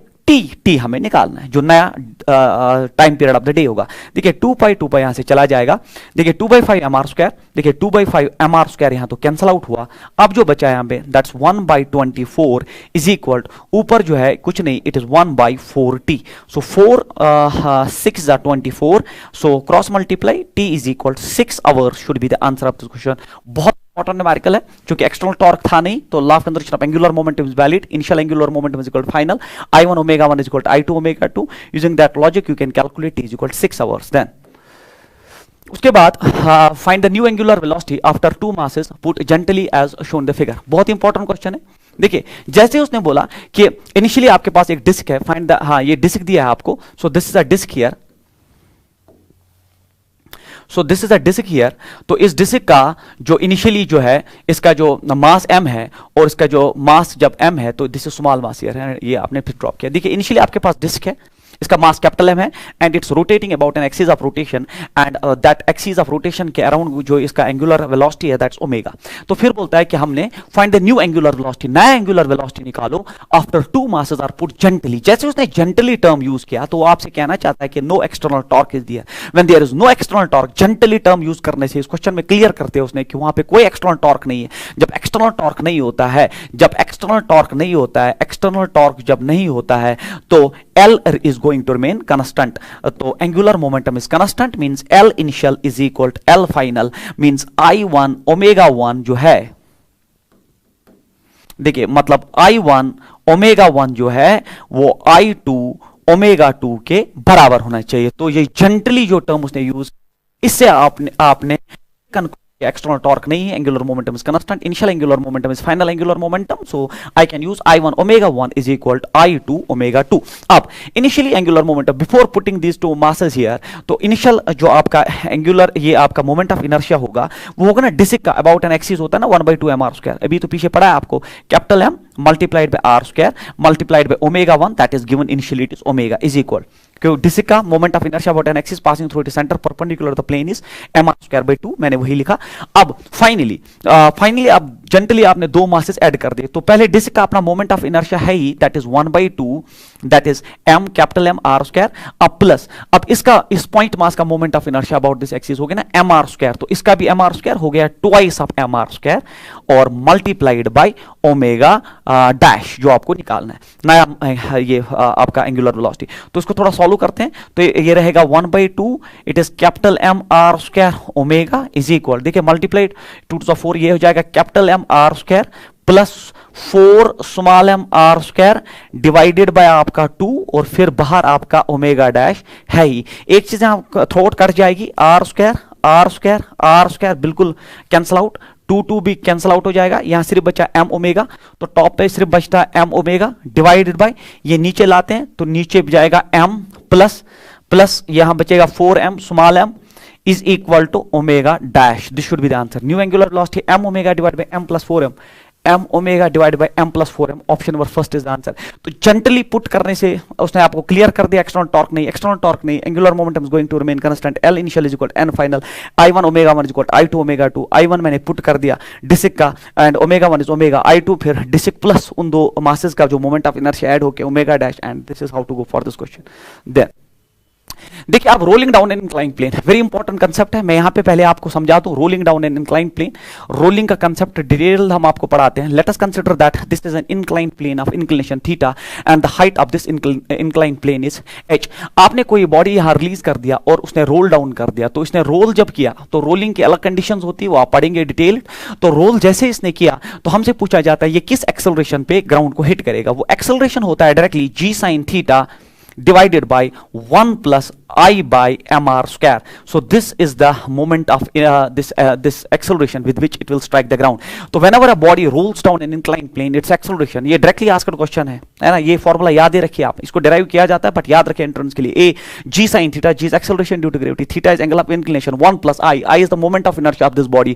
अगर ये रिंग है तो उसका मोमेंट ऑफ इनर्शिया, अगर हॉलो स्फीयर है अपना moment of inertia, solid sphere है अपना, डिस्क है तो अपना moment of inertia divided by mr². So this becomes this. तो इसको अगर मॉडिफाई किया जाए तो I जो है, I होता ना m², तो मैं एक्सेलरेशन को लिख सकता हूं I से g sin theta divided by 1 plus it is mk² divided by mr². mm cancel होगा तो एक्सेलरेशन का फॉर्मूला बनेगा g sin theta divided by 1 plus के स्क्वायर बाय आर स्क्वायर। इसीलिए पीछे मैंने आपको रेशो पढ़ाया था के स्क्वायर बाय आर स्क्वायर, कि मतलब अगर वो आपको डिस्क, अगर आपको वो रिंग देता है तो we know the ratio K square by R square is 1। वो अगर आपको डिस्क देता है we know the ratio it is 1/2। अगर वो आपको हॉलो स्फीयर दे we know the ratio it's 2/3। अगर वो आपको सॉलिड स्फीयर दे we know the ratio it's 2/5। That is how हमारी कैलकुलेशंस बच जाती है। So this is rolling acceleration. वही मैंने लिखा g sin theta divide by 1 plus i by mr square, और g sin theta divide by 1 plus k square by r square. Very important formula. फिर वो अगर आपसे स्पीड पूछता है कि यहां किस स्पीड से हिट करेगा, तो using that third equation of motion v square is equal to u square plus 2as। Initial velocity तो है ही नहीं वहां पे, तो इनिशियली वो रेस्ट पे है, इनिशियल वेलोसिटी यहां पे 0 है, तो v यहां आ जाएगा रूट, फिर 2 तो है, एक्सेलरेशन आपने ड्रॉप कर दिया, g sin theta divide by 1 plus k square by r square multiplied by s, where s is the length of the inclined plane. तो ये आपका जो है वेलोसिटी आ गया। फिर इसको थोड़ा मॉडिफाई हमने किया है कि इसमें हमने जो है हाइट इन्वॉल्व की है। तो इस डायग्राम में आप देख लीजिए sin थीटा जो है आपका, sin थीटा जो है it is perpendicular upon hypotenuse that is h by l। तो आप मुझे बोलिए जब sin theta h by l है तो यहां पे मैं ड्रॉप कर सकता हूं sin थीटा के बदले h by l, l cancel out होगा तो ये बनेगा 2gh divide by 1 plus k square by r square. These formulas are very important. सिर्फ एक्सेलरेशन याद रखिए, थर्ड इक्वेशन यूज करके आप वेलोसिटी निकाल सकते हैं, और उसके बाद यहां पे भी k square by r square जो है, जो मैंने वैल्यू वहां पे आपको पढ़ाए थे, बहुत इंपॉर्टेंट है। फिर अगर वो आपसे पूछता है इसको कितना टाइम लगेगा, using that third equation of motion s equal ut plus half of at square, क्योंकि इनिशियल वेलोसिटी 0 है, ये खत्म हो जाएगा, तो फिर t बनेगा बराबर 2s by a, s is the length, तो root of 2l by g, 2l by a is the rolling acceleration, वो आपको मैंने दे दी। तो दिस बिकम्स द टाइम। अब जिस बॉडी का एक्सेलरेशन ज्यादा होगा उसका टाइम ऑफ फॉल जो है वो कम होगा, और जिस बॉडी का एक्सेलरेशन कम है वो उसका टाइम ऑफ फॉल जो है वो ज्यादा होगा। इस पे भी हमसे थ्योरेटिकल क्वेश्चंस पूछे जाते हैं एंट्रेंस में। जैसे मैं आपको न्यूमेरिकल लगा के दिखाता हूं, जैसे हमारे पास ये क्वेश्चन है, देखिए बहुत ही इंपॉर्टेंट क्वेश्चन है, JEE का क्वेश्चन है, that is 2 uniform similar discs. हमारे पास 2 सिमिलर डिस्क्स है, like this and this, 2 uniform similar discs. तो I will change the colour here. तो 2 small discs like this, these are 2 small uniform discs हमने release कर दी incline plane of length s। तो एक डिस्क s इंक्लाइन प्लेन के length से आया और दूसरा 2s से आया respectively. The velocities of the 2 discs at the point a and b of the incline plane are related as. तो यहाँ पे इनकी वेलोसिटीज, मतलब इसकी वेलोसिटी और इसकी वेलोसिटी कैसे रिलेटेड होगी, मतलब ये 2 इंक्लाइन प्लेन है, तो ये 2s लेंथ का है और s लेंथ का। इसको यहाँ पे 2 डिस्क्स थी, एक यहाँ से हमने छोड़ी, दूसरी यहाँ से छोड़ी, तो यहाँ वेलोसिटी v2 से पूछी, यहाँ वेलोसिटी v1 से पूछी। इसका एंगल ऑफ इंक्लिनेशन अल्फा 1 है, इसका एंगल ऑफ इंक्लिनेशन अल्फा 2 है, but height of incline plane जो है वो h है, वो दोनों का जो है वो सेम दिया गया। हमसे पूछा गया v1 और v2 में इनमें से कौन सा रिलेशन ट्रू है, that v1 is equal to v2, v1 is equal this. तो ऐसे तो ये लंबा लगता है, मगर अगर आप देखेंगे, अभी मैंने आपको पढ़ाया in terms of that velocity होता है root of 2gh divided by 1 plus k square by r square. अगर आप चेक करना चाहते हैं तो पीछे जा सकते हैं आप, देखिए it is root of 2gh 1 plus k square by r square. Now tell me one thing here, that velocity depends on height, that is same for both discs है ना, height g2 sub 1 k square by r square, क्योंकि दोनों discs है तो k square by r square भी same है, तो मतलब दोनों का velocity सेम है independent of the length of the inclined plane and inclination। तो answer is v1 is equal to v2। so this is the most important question which you can solve out of this। उसके बाद ये question है, another important question here, आपसे पूछा गया है a ring of radius 4a, एक ring है जिसका रेडियस 4 है, तो this ring here, hollow ring, radius 4 है, इज रिजिडली फिक्स कर दिया in a vertical position on a table, a small disc of mass m। एक छोटा सा डिस्क है जिसका मास m है, ये है small disc of mass m, disc है ये, एंड रेडियस a, इसका रेडियस a है, दिया गया है, इज रिलीज्ड एज शोन। आपने इसको यहां रिलीज कर दिया और फिर ये नीचे चला गया। When the disc rolls down without slipping, तो इसने रोल डाउन किया विदाउट स्लिपिंग, रोल डाउन इसने किया विदाउट स्लिपिंग, इसका ख्याल रखिए। तो the lowest point of the ring then its speed will be, तो आपको यहाँ पे इसकी स्पीड निकालनी है ना, आपने इसकी यहाँ पे स्पीड निकालनी। Before going to solve this numerical I will add a slide here so that मैं आपको एक कंसेप्ट ऐड कर दूं। देखिए ये रोल कर रही है, तो रोलिंग में जब करती है, जब बॉडी रोल करती है तो उसके पास, जब बॉडी रोल करती है तो आगे भी जाती है और रोल भी करती है, तो मतलब उस पर ट्रांसलेशनल वेलोसिटी भी होती है और एंगुलर वेलोसिटी भी होती है। तो इसकी नेट काइनेटिक एनर्जी 2 होती है, एक होती है 1/2 mv square, that's translational kinetic energy, v is the velocity of that center of mass, plus इसका kinetic translational rotational होता है बराबर 1/2 I ओमेगा स्क्वायर। तो ये होता है इसका आपको नेट काइनेटिक एनर्जी, क्योंकि रोलिंग में दोनों वेलोसिटीज प्रेजेंट है तो दोनों काइनेटिक एनर्जी। सिंस आपको पता है that v is equal to omega R, तो ओमेगा जो है वो v बाय आर, तो कंडीशन होती है ना, रोलिंग की कंडीशन होती है कि v ओमेगा आर के बराबर होता है। रोलिंग में ये दो बराबर होते हैं। जब ऐसा हुआ तो मैं लिख सकता हूं kinetic energy is equal to 1/2 mv square plus 1/2 then it is I, तो आई उधर ही रखिए आप पहले, फिर ओमेगा के बदले में लिख सकता हूं v square by R square. तो थोड़ा इसमें कैंसिलेशन कीजिए, बाहर निकालिए कॉमन चीजें। तो मुझे बोलिए आई के बदले में भी लिखूं पहले 1/2 mv स्क्वायर प्लस 1/2 आई होता है बराबर m के स्क्वायर, मैंने पीछे इंट्रोड्यूस किया, then it is v square by R square. Common चीजें बाहर निकालते हैं, काइनेटिक एनर्जी बनता है बराबर, देखिए 1/2 mv स्क्वायर कॉमन है, 1/2 mv स्क्वायर में बाहर निकालता हूं, 1/2 mv स्क्वायर कॉमन है, अंदर बचा 1 प्लस यहां बचा k square by R square. That is why मैंने जब k square by R square ratio पढ़ाया तो मैंने बोला ये बहुत इंपॉर्टेंट है, क्योंकि हर फॉर्मूला में आप यूज होगा। तो this becomes the kinetic energy when a body is rolling on a body, whenever a body is rolling, तो its kinetic energy is the product sum of two, what is translational and rotational, and then mathematically जब उसको हमने ये complete किया तो finally we have a formula 1/2 mv square into 1 plus k square by r square. अब हम उस numerical पे वापस जा सकते हैं। देख लीजिए इसमें भी बॉडी जो है वो रोल कर रहा है विदाउट स्लिपिंग, ऐसा नहीं है इसमें। तो using law of conservation of mechanical energy, conservation of जो है mechanical energy is valid. Sir क्यों? क्योंकि एक्सटर्नल एजेंट भी एब्सेंट है और कोई डिसिपेटिव फोर्स नहीं है, स्लिपिंग नहीं हो रही है, प्योर रोलिंग है, तो mechanical energy conservation is valid. तो रोलिंग में हम बिलीव करते हैं कि फ्रिक्शनल फोर्स आर एब्सेंट, क्योंकि जब फ्रिक्शनल फोर्सेज एब्सेंट होते हैं तो कोई लॉस ऑफ एनर्जी नहीं हुआ।